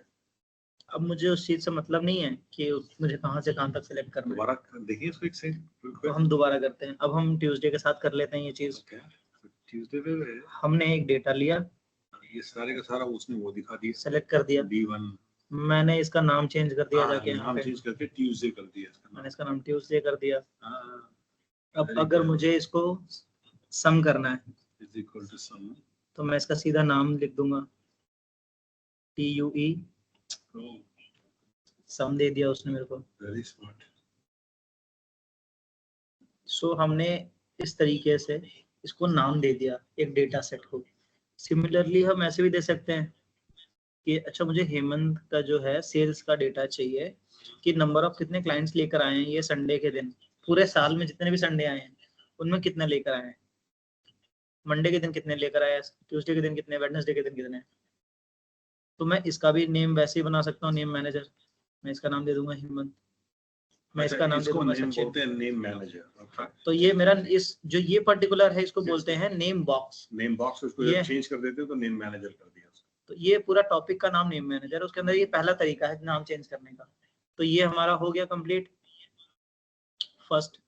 दूसरा तरीका है कि मुझे ये सेम ही काम करना है कि ये आपका वेडनेसडे है, लेकिन अब मैं चेंज कर दूंगा तरीका। अब मैं यहाँ पे जाऊंगा डिफाइन नेम में। जैसे ये तो डिफाइन कर चुका हूँ मैं ऑलरेडी, तो इसको ले लेते हैं इस बार हम इसको ले लेते हैं मंडे को। यहाँ जाके डिफाइन नेम में गया, ऑलरेडी मेरे को लिखना भी नहीं पड़ा, उसने ऑटोमेटिक मेरे को सजेशन दे दिया भाई इसका नाम आप एमओएन रख दो। अब मैंने कुछ नहीं किया, बस ओके कर दें, हो गया। अब चेक करते हैं सही हुआ कि नहीं हुआ, सम करके देखते हैं, एवरेज कर लेते हैं इस बार एवरेज करते हैं हम किसका, मन का। एवरेज दे दिया उसने मेरे को। तो इधर कहाँ से गए थे सर दोबारा से? हम वापस से कर सकते हैं, संडे पे संडे पे चले गए, डेटा सेलेक्ट किया, क्या डिफाइन नेम पे, डिफाइन नेम पे सीधा क्लिक कर दो, आ जाएगा। ठीक है, अच्छा अब मैं ये चाह रहा हूँ, मैंने डेटा सेलेक्ट कर लिया,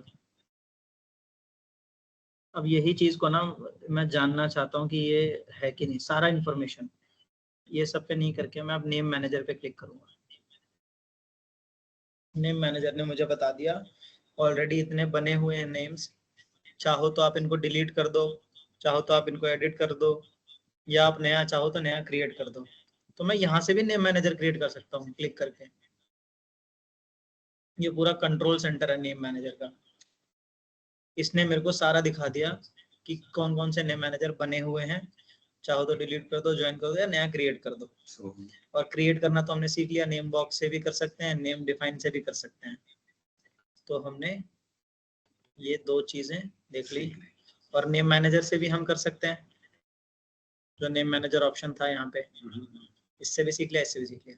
अच्छा, अब मैं इतनी भी मेहनत नहीं करना चाहता हूँ, मैं चाहता हूँ कि ये ज्यादा मेहनत है इतनी भी, मैं इससे भी ज्यादा कम मेहनत इससे करना चाहता हूँ कि मेरे को टाइम सेव करना है। जितनी जितनी मैं डेजिग्नेशंस और हब्स खुद को करता जाऊंगा, मेरे पास टाइम कम है, मेरे को डिसीजंस क्विक लेने हैं, काम जल्दी चाहिए। मैंने पूरा डेटा सेलेक्ट कर लिया, मैं गया डिफाइन नेम मैनेजर पे, सबसे पहले तो मैं इन तीनों को डिलीट ही कर देता हूँ ताकि हमें समझने में आसानी हो जाए। कर दिया। अब हम क्या करेंगे कि अब हम करेंगे क्रिएट फ्रॉम सिलेक्शन, इस पे हमने क्लिक कर दिया, top row left column, top row और लेफ्ट कॉलम, इसमें आपका वो दिया हुआ नाम वगैरह दी हुई हैं, तो हमने ओके कर दिया। कह रहा है कि replace existing definition of Kundan Singh, तो ठीक है कर दो, सबका आपने चेंज कर दिया। अब हम जाके नेम मैनेजर में चेक करते हैं,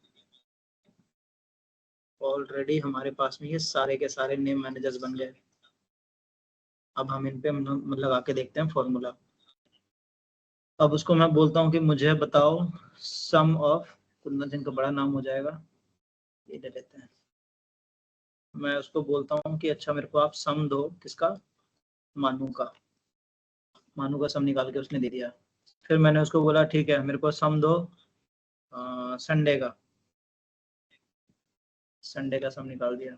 अब मैं उसको बोल रहा हूँ कि आप मेरे को सम दो हेमंत,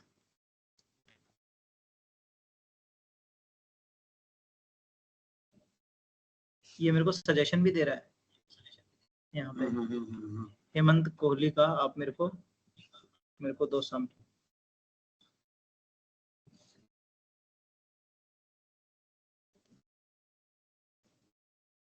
हेमंत कोहली का उसने मेरे को सम दे दिया।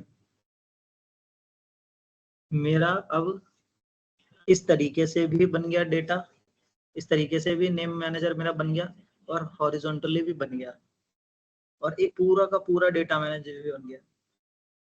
तो जो भी हमने इसमें सीखा वो इंडिविजुअल था, और ये इसने क्या किया, इसने सारा ही डेटा को एक साथ बना दिया।